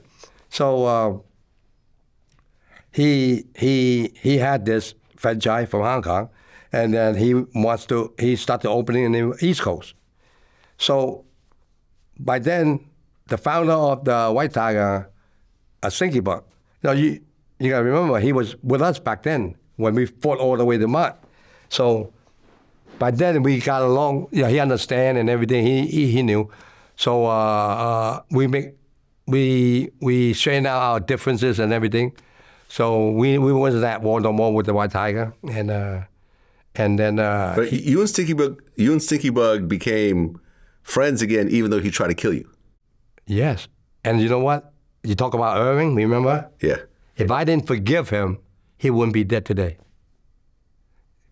Because after he shot me, he left the state. Stinky Buck came and talked to me. We were sitting on Grand Hyatt when they first opened, 42nd Street, the hotel, the lobby of they have coffee shop. I don't know if they still have it or not. On the lobby, they got a big section of coffee shop. We sat there and talked, and the last thing he said, "Kid, could you forget Irving, the guy that, shot you?" I said, "Yeah." I said, "Why? What happened? Why he need me to forgive him?" He says, he won't come back to the state unless he got you okay. He said, everything's okay. Because he was worried about revenge. He was worried about it. Yeah, correct, yeah. So he never stepped back into the state until I said, okay, if you have him in front of me and apologized to me and told me that with his mouth saying that he's sorry, I will forgive him. Then he said, okay. So you met up with the guy who shot you, and he apologized to you. Yeah, I shook hands with him that day. When I walked in, he wanted to give me a cup of tea. His boss poured him a cup of tea. Say sorry with this cup of tea. The tea and the bottom of the tea, where you have a glass cup, to hold the drips. It was actually clink. Like he was he was nervous. Clink. I hold his hand and say, "It's a kid. Don't worry about it. I'm here. You have nothing to worry about if I tell you to come here." So he calmed down a little bit, and then he said sorry. I said, "Okay, you good?" And then by saying that, 3 months later, he's the first guy got shot in Golden Star. That night was 3 killed, 11 or 8 injured with the Flying Dragon. Yeah, he was there. He was on the payphone. He was the first guy that got shot. I don't know how many bullets, 6, 7, or quite few. But now, when he died, I said to myself, if I wouldn't forgive him, would he be there that night? Who knows? Yeah.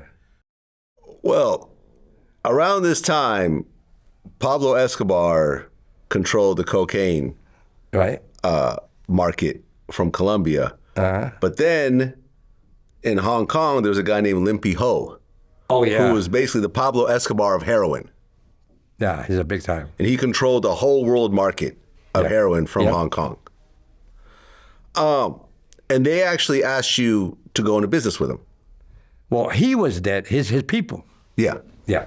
His capos. Yeah. Okay. So they wanted to give you 200 pounds of heroin? They actually says, we only have 500 pounds in here. You don't have to worry how it comes in. But if you help me to distribute them, right? Get rid of them, all we want is 250 pounds of the worth of goods, and you keep the other 250. Yes. I turned him down. I said, no. Why? That's not what we're into. That's not, when they were into this after I left, that's when Marvin Cheese and all those guys, Wing, the Chan family, they was into that. Yeah, we wasn't into drugs and stuff like that. No. Okay, so you turn down that offer, and then you find out that someone in the Ghost Shadows was actually an informant. Yes. And the only thing you knew that his last name was Wong. Yes. But there were 5 people in the Ghost Shadows Correct. named Wong. Yeah, 5 people named Wong, the last name. Okay. There was a situation where a group of Ghost Shadows raped and killed a 21-year-old white woman named Rita Nixon. Right. And I guess the informant cooperated on this case? Yes. Yes. And that's how you find out who the informant was? I didn't find out then. But I knew there was one that working with the government as an informant. So, and the guy who told me about it, but I was thinking about we have 5 Wong. So I tried to eliminate who's the most likely the one and who's not. Yeah. But wasn't then, yeah. You eventually found out as a guy named Raymond Wong. Later on, yeah. Right. And he was working with the state prosecutor, Nancy Ryan. Correct, yeah. That ultimately was the one that went after you. Yeah, yeah. Okay. So then there was a situation where Applehead and you saw Nicky Louie driving and you shot at him. Yeah, correct. What was the situation about? Okay, one of my guys just bought a Lincoln Mark IV, right? So it was pretty nice. I said, wow. And once he drove down to my street, I said, yo, where you get this car? I never seen him with this car before. Oh, I just bought it. His name is Paul Wong, Fu Man, a.k.a. Fu Man. So I said, Fu Man, let me test this car. So he gave me the key. So I went, by the time I drive to the second block at the end of Mott Street, that's where Mott and Paco, Chatham Square. And Apple had bumped into there. He stopped waving at me, told me to stop. I said, what? Wow, man, this car is nice, man. Let me drive it, right? I said, that's not my car, I'm testing. Okay, let me test that. So he jumped into the car. That day was like snowing a little bit. So it had a moon roof. So, yeah, he was cruising. By the second block, when he made the right turn on Chatham Square, going toward where the 100 Center Street is, right, where the courthouse at, where he made the turn. I said, behind that looks like Nicky. I said, see if it's Nicky. I said, we spotted him. And then I said, listen, he was by himself. I said, wow, I was packed. I always carry. So now at this piece, I told Apple, try as close as to him. By the time we got to him, it's almost like 100 Center Street, where the courthouse is, in front of the court. But it was like at night, like 8 o'clock. So instead of rolling around, roll down the window, I like this moon move. So I got down the moon move, and I said, get close to him, I'm going to shoot him down from the moon move, right? So when he got close, then he got so excited, and then he started making left turn. So I pumped all the bullet. It wasn't close enough, so I pumped all the bullet. But he sharp. I could say Nicky was sharp because once he saw that thing, the gun, and he was stuck down and pressed on his gas pedal. But that day was snowing. Yeah, like I said, I'm a lousy shooter. I always miss them. Well, later on in court documents, Nicky Louie had a plea agreement, and it said that Taiwan, Nicky himself, and Spare Rib were actually planning to kill you because they felt that you would soon go after them. Uh-huh. So these guys you were close to actually tried to kill you as well. They tried to kill me, but I had no intention of killing them. I had no intention of going war with them. Inside them, they think that I'm after them. But no, I'm not after nobody. If I want to go after Taiwan, Taiwan would have been dead right now. The day that he took over, he would have been dead. Those are all my people on the street. As a matter of fact, when I was laying on the bed at Beekman Hospital, 2 guys came up and told me, you gave him an okay to whack Taiwan. I said, no, you can't do that. I said, if I know he's dead, you're responsible. I'm coming after you. They didn't do it. Well, then there was a situation, the shooting at the Golden Star Bar. Yeah. It involved a guy named Herbert Liu, who's a Yes. former Hong Kong police officer that came to New York. Yeah. And he was a street guy, but also a successful business person. Correct. And you feel that Uncle Benny put a hit out on Herbert and gave it to his godson, a guy named the Scientist, who's the head of the Flying Dragons. Yes. So what happened in this situation? Okay. This one, how I knew is that it's by my information, right? When this thing was like heated up with Herbert and Uncle Benny, there was Herbert is actually the hip thing with Uncle Benny. He joined the hip thing. For some reason, some kind of a new way of doing business and the old way of doing business, they split up. So he went to East Broadway and created a group, right? Herbert. So arriving against, there's always word back and forth, like talking bad against each other, back and forth. The words come back to me. So it hit us so much that when this thing happened, I never heard of anybody besides Uncle Benny have grudges with Herbert Liu. So that night when that shooting happened, and then the next morning, I got a call from Stinky Buck. Now he would hit Stinky, like I say, if I didn't forgive that the guy, the kid named Irving, he wouldn't be killed on the spot. Well, right, because 3 masked men walked into the Golden Star on December 23rd, 1982, and fired into the crowd, killing 3 people and injuring 8. Yes. There's a 13-year-old kid named Stephen Chan that got killed, Michael's son, and then Irving Wu got killed that day as well. And this became a national incident. Oh, yeah, yeah. So basically law enforcement started coming down on everybody after that. FBI was there the next day, yeah.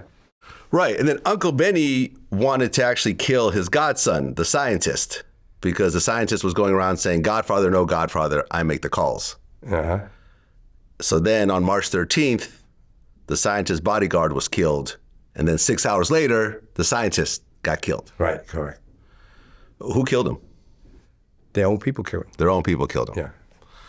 Right, because they found the Scientist dead, tied to a chair with 5 bullet holes in his eye. Yes. At the Hip Sing Credit Union. Yeah. Okay. One of the hitmen, a guy named Fun Bill, he got away for over 10 years and then went to L.A., but ultimately was found. He was my classmate, yeah. He was your classmate? Yeah. Right. Because I guess they tried to kill the actual assassins also. Uncle Benny tried to kill them to try to separate himself from the situation. Exactly, yeah. Okay, so this is just a whole mess. And because of this final incident, Nancy Ryan and what she called the Jade Squad started building a RICO case against you guys. Did they start it then? Or I think they already started. Yeah, it was already going, but this was sort of like the cherry on top. Yeah, yeah. Right, and this is the very first time that a RICO was brought against an Asian organized crime group. Yeah, right. And around this time, this is when Rudy Giuliani was doing the whole mafia, organized bust and everything else like that. So now you were the target for the biggest FBI raid on Chinatown organized crime ever. Yes, that time, yeah. And Uncle Benny told you that indictment was coming. Yes, 3 months earlier, yeah. Did you believe him? Yes, I believe him because I already knew it was coming. Other sources told me that it was coming, yeah. Well, then early morning on Sunday, February 17th, 1985, the largest Asian racketeering mass arrest in U.S. history. 25 members of the Ghost Shadows were indicted, all of them with RICO charges. Uh-huh. And Rudy Giuliani actually led this whole situation. Yes, yes. 30 FBI agents showed up to arrest you. Yes, yes. Did you think that it was over when this happened? Well, yeah, I think it was over, yeah. You were facing 600 years. That's what they told me, but that's not. Yeah, when they grabbed me, they took me to the headquarters of the FBI in Manhattan. I think that's on the 17th floor or something, or 7th, I think 17 more or less. Yeah, they put me in the room. They told me they want me to cooperate with them. I says, I won't. I never do such thing like that. And then, okay, all right. Then he says, you tough guy? Okay, you're facing 600 years. So 600, I never even heard of a number like this, you know what I'm saying? I mean, it's 10 to 15 to life or something like that, okay. But when you come up, I was thinking about, I didn't ask him, I was thinking about, when you come up with this fucking 600 number, now I started to think, shit, that means I got to do 100 years, 200 years. If I live 600 years, I got to come back to do 6 life sentences. If I live that long. So he got mad. He thought I was fucking making like a joke or fun of him. Yeah, 600, how the fuck I do 600? If I could live 100 years, I could do 1 sentence. Yeah. Right? I was thinking like that. So, okay, you fucking wise guy. He slapped the door, he just walked out. Okay, so you get locked up at MCC. And originally you were cellmates with Guy Fisher, who was one of the kingpins. Oh, yeah, early days. Yeah. Worked, he was Nicky Barnes' right-hand man. He's out now, by the way. I heard, yeah. I'm happy for him. Yeah. I'm trying to interview him. I'm trying to get an interview with him, but, I think he's holding out. Yeah. But then later on, you became cellmates with Nicky Louie. Who? Me? You. Yeah. Me. Your arch enemy. Yeah, he was fighting his own RICO case at the time. Because at that time, we all in the same case, right? So we all got to go to the attorney room to see what kind of strategy we're going to use to, if we go to trial, what kind of, the lawyer strategy they're going to use. They got to, like, it had to be concerted, like not this one wants to fight this way. So we have a leading lawyer out of the 20 lawyers. So that's why they gave us a day every week that we could go to the attorney room and discuss our case. And most of the time we could go down there and fuck around. That's it. Yeah. Well, how do you become friends with someone who tried to kill you multiple times? And you try to kill as well. Well, if we hold grudges like that, I could forgive and forget. Yeah, except my father, even till today. Yeah. Okay. Well, at one point, you guys actually managed to get a blowtorch into the jail and try to plan an escape where you tie together a bunch of bed sheets and actually climb out, like blowtorch the bars, then climb out. Yeah. But you chickened out. I did chicken out. I'm scared of height, yes. Okay. Yes. Do you think you guys could have actually done it, though? Well, 50-50 chance. 50. Yeah. But you know what? Nicky did climb up there, and let me see, could his head stick out? Nicky always had this strategy. If my head could stick out, the body could go in, like could go through. Okay. I said, okay, but I'm not going up there to try. I'll be the lookout. I did that day. I did the lookout. He climbed up there and sticks his head through the bar. Now there's a little plexiglass beside that's the window. We're thinking about burning that one, but it's so stupid. And probably the alarm came off. So now you sit at MCC for 18 months awaiting trial. Right.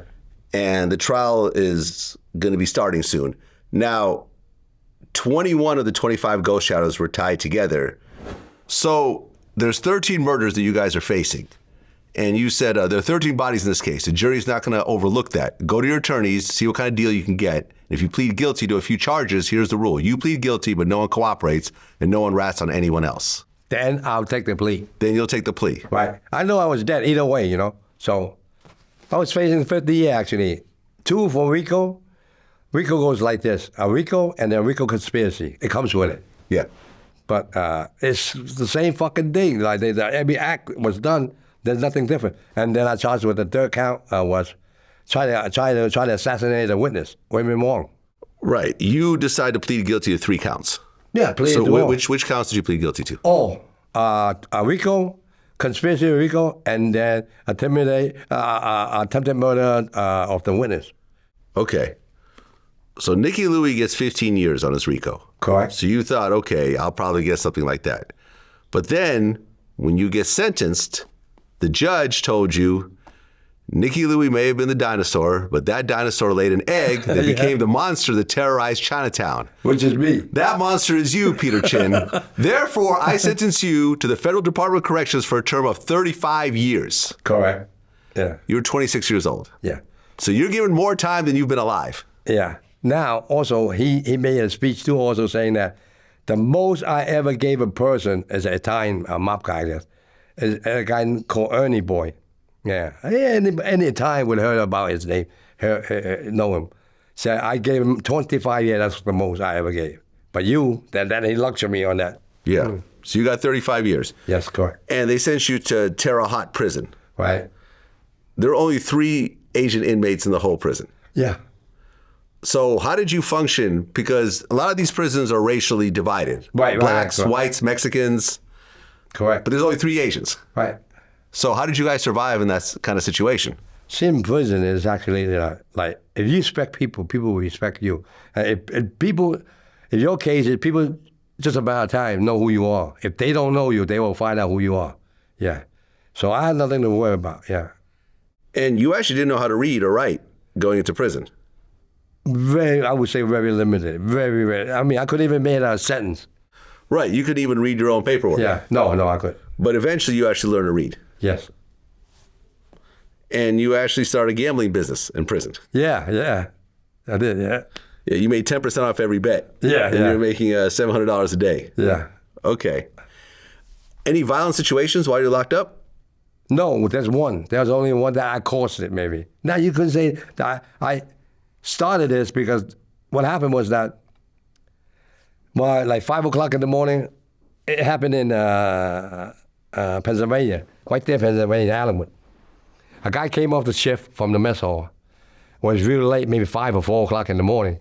He pressed the doorbell, and one of the officers, I guess he was busy with something else. He wasn't even there. He came a little bit late. He opened the door for that Cuban guy. He speaks Spanish, yeah, a Cuban guy. So he let him in, and the Cuban guy got pissed. Why this shit is happening? We were sleeping. So everybody was sleeping in the unit, and he put some shit on the doorknob where the officer usually sit in the office. Now, the officer turned the door and then turned the knob and saw shit in his ass. Oh, that's not it.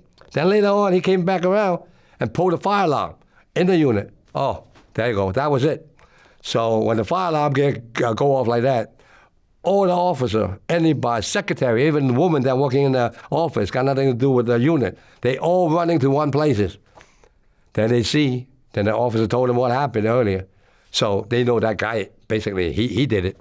But they didn't lock him up, though. They wonder who, they're still trying to investigate who pulled the fire alarm and what happened to the fire alarm, why it went off, maybe accidentally. So now they pushed everybody out from the unit. It was cold. It was like maybe in October. Now everybody, what you got on is, well, that's how you're going to walk out the door. So we walk out the door. We didn't come back to the unit until was count time, the last count. That go to Washington, that's like about 4:30. We were shivering and cold. So I got pissed already. Now, by the time I went back to the unit, where the lobby, where they had an open area, they call them, yeah, piled up with all sorts of stuff, blanket, extra blanket, books, a stack of all the officers, CO they call them. They just they go by the book now this time. Anything you're not supposed to have is going to be down there. So first thing I did, I went and checked on my bedboard. Now, bedboard, not too many people have it. I had it specially made wherever I go. So, you know, those prison beds, they got springs, like, you know, army bed, right? I can't, it hurt my back, you know, right? So everywhere I go, I have that made for me, trying to, as fast as they can. It's hard to smuggle one of them into your unit, big, 4x8? So they got it in. So now that was on a pile of shit. I had a chopstick make inside. They took that. They took everything that not supposed. If you got more than 4 novel, they throw the 10, 15 you have. But before that, they don't even bother with you that. You know, that's petty shit. So now, I got so pissed. So I asked one of the Spanish guys, "What the fuck happened earlier? What caused all this?" The guy pointed at him across the table. That guy, he did it. Blah, blah, blah. He explained to me. So I walk up to the guy. So one of the Chinese guys came with me. He's much so shorter guy. So I said, you did this? I said, so all his homeboy was, you know, surrounding him, and, you know, they was hanging together by his door, by his cell. I said, you did this fucking thing? I said, you know what you did? Because look at what everybody. I said, listen to me. You caused all this shit. Everybody lost everything. I lost my pillow because I got double pillow. I lost my blanket. I had a cotton blanket, not a wool blanket. You know, things I had special things in there. It's hard to get. I got so mad. I said, fuck it, man. I couldn't even sleep tonight. So I went after the guy. I said, you're so fucking dumb. You do some dumb shit like that. What you cause everybody lose everything because of you. So come here. So I grabbed his arm, right? Come here. I don't want to fight with you. I don't care now. He probably could beat the shit out of me. I didn't give a shit no more. So I grabbed his arm. We go to the TV room. Your homeboy's going to watch me between you and me one-on-one. Nobody's going to jump in and help me, okay? So I grabbed him, his arm. He didn't want to go, so he pulled back, right? I got to lose my arm. So now, when he got to lose my arm, he went back in his cell. Because he was standing right in his cell. I walk up to his cell. There's about 4 Spanish guys over there. I don't know if they're Cuban or they're Spanish, wherever they're from. They speak Spanish. So I grab him. I said, no, all your homeboys are going to watch me and you. That's it. So, all right? So if they're going to watch, nobody's going to jump in on my side. I only have one guy anyway. So as I pull him, I just, come to with me in the TV room. Now, he went back in there. I don't know how the hell he got it so fast, a razor blade. Then the next time when he walked back out, right, I see Charlie grab his arm. This time, he spit out a blade in his palm, that razor blade, and then tried to cut me my throat, right? So I slipped back, and I still have a mark over here. So he cut here and here. And then the blood, like I just moved back, that he missed me, right? So, but he still he nicked me over here anyway. He nicked me. So blood started skirting from it. And then he tried to cut the other Chinese guy. He did, which is he wear a short pant in the unit. And then he cut him from the back, and the blood was coming out.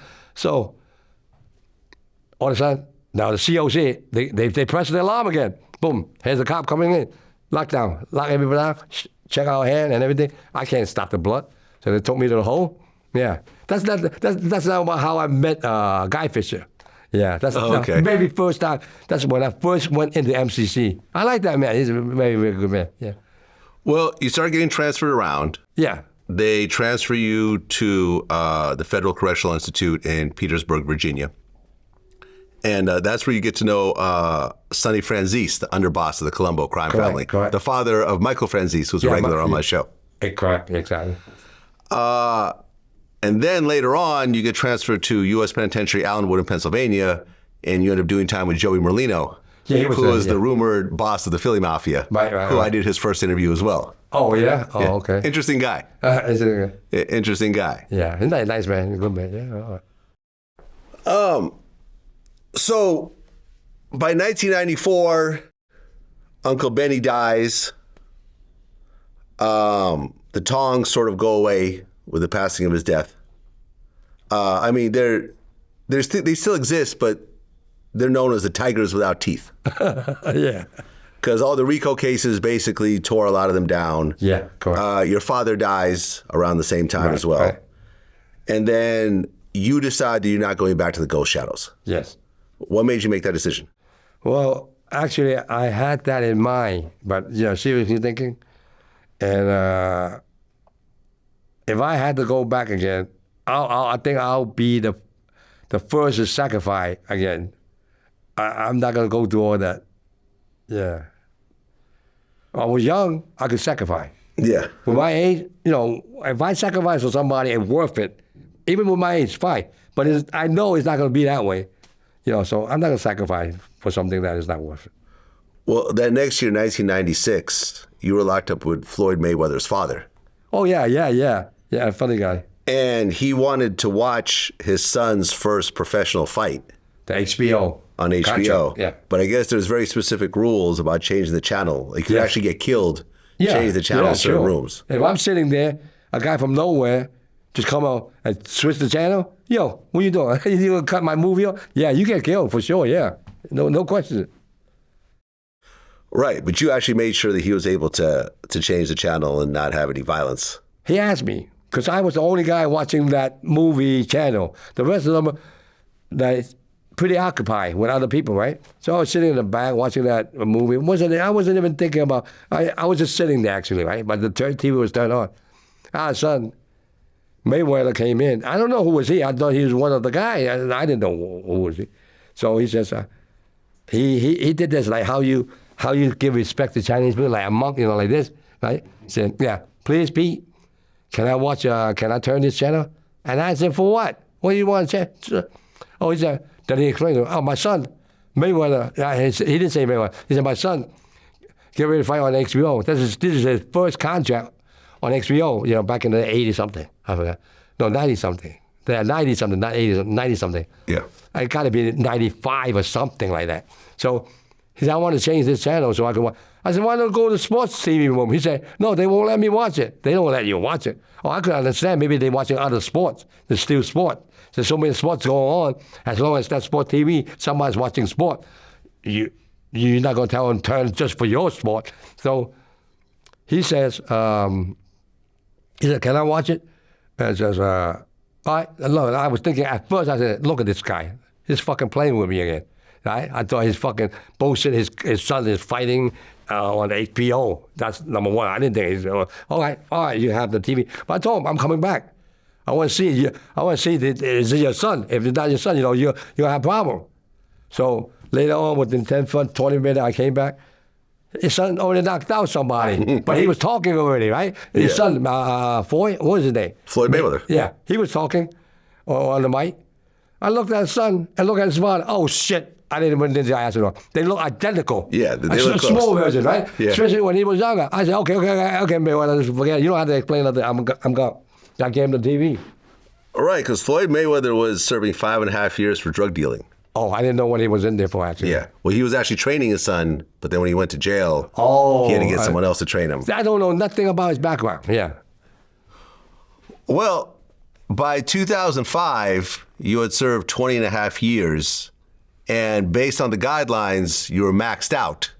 Correct. So they released you June 2005. Yeah, if they could make me do one more day, they would.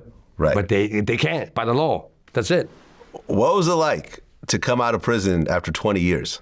Well, it's good to finally, like they say, breathe the free air. Yeah. It felt good, yeah. But when I stepped out of prison, I didn't think I would step out.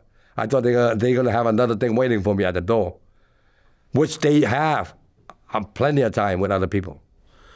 Well, yeah, when you come out, the tongs and the street gangs in Chinatown were essentially gone. Yeah. You know, and I'd interviewed China Mac. You know, he was a ghost shadow as well. You know him as well, right? I never met him, but I know who is he. Yeah. Yeah. Did you know his father? Because his father, I guess, had cooperated and he was... Oh, yeah, that's in the book somewhere, yeah. Yeah, there's a whole story behind that. Yeah.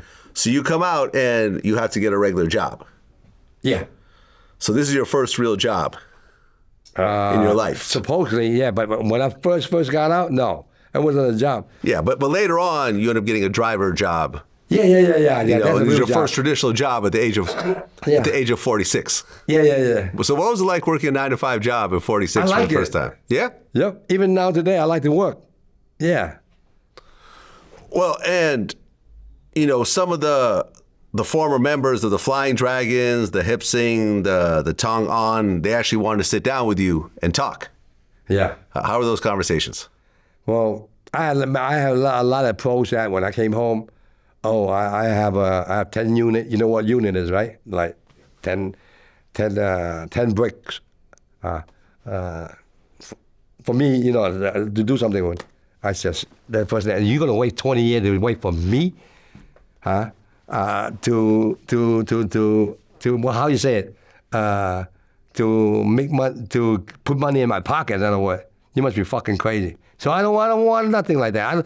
When I came home, I decided if I could make money in a legitimate way, I could do it in a legitimate way. You know what I'm saying? I could do it the right way. So, yeah, I wasn't worried about nothing like money or something like that. So I told him, I said, no, don't even try that shit with me. Go somewhere else. Well, yeah, you end up starting legitimate businesses. You had a karaoke club in Queens called Chopsticks. Yeah, it's still there today. Still there. And then you actually joined forces with a friend of yours and started a construction on 10-story hotel in Long Island City. Right. Is that done now? It's been done for 8 years already. Yeah, it's been done. Okay. Yeah. So you actually transitioned. I like working. Yeah. You transitioned into actual legitimate work where you had to pay taxes and, you know. Yeah. Has anyone ever tried to extort you? You know, make you pay protection money? What's your name? Probably not. And once you got out, you reconnected with Potato. Yeah. who, did the shooting that didn't work out. Yeah. As well as Nikki Louie. You guys are friends now? Yeah. Okay. But when you look at the original 1985 indictment, 4 of the 25 ghost shadows are still fugitives. Yes. So they probably left the country somewhere? Or? Yeah, they're not here no more. Yeah. Okay. They're not in the United States. And then this year you drop your book, In the Ghost Shadows, The Untold Story of Chinatown's Most Powerful Crime Boss. Well, everything is written over there everywhere. I check 100 times over what my writer Eric did, right? And I've been with him many, many, many times, hundreds of times, to make sure that is the way it happened. I don't want him to write something that's not even true, fabricate some shit in there. That is not true.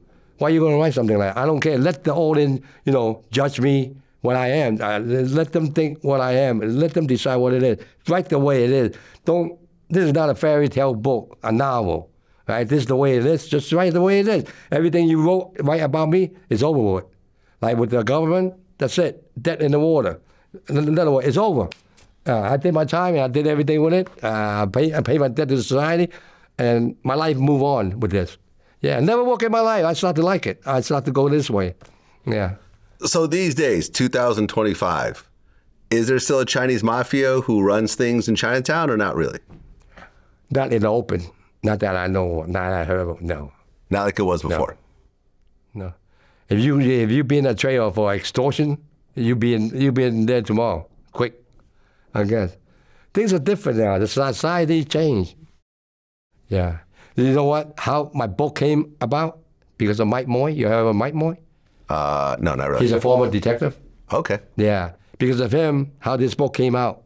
I turned down a book right before I came out from prison. I turned them down 3 times. The 3rd time they gave me a high offer. I said no. Because they said, well, you don't have to tell us everything about when you landed here. After you landed here, you don't have to tell us that. But we want your story before that. That is nobody knew until I told Eric about it. So I kept it to myself all the time. It's very painful to talk about. So I says, the writer says, you don't have to tell us about this, but you have to tell about this before you land in the United States. I said, that's very painful. That's the part I cannot give it to you. I'm not going to give it to you. So I turned him down 3 times until Mike Moy came along and convinced me and to do this book. He says, someday, somehow in the future, somebody pick up your book and read it, and they could help one person. That's what he said. And they could help one person. That's more than enough. That really touched my heart. Nowadays, I felt I more or less, I like to work with people that like help other people. Yeah, I want to. Well, Peter Chin, I appreciate you coming in, doing your first interview ever.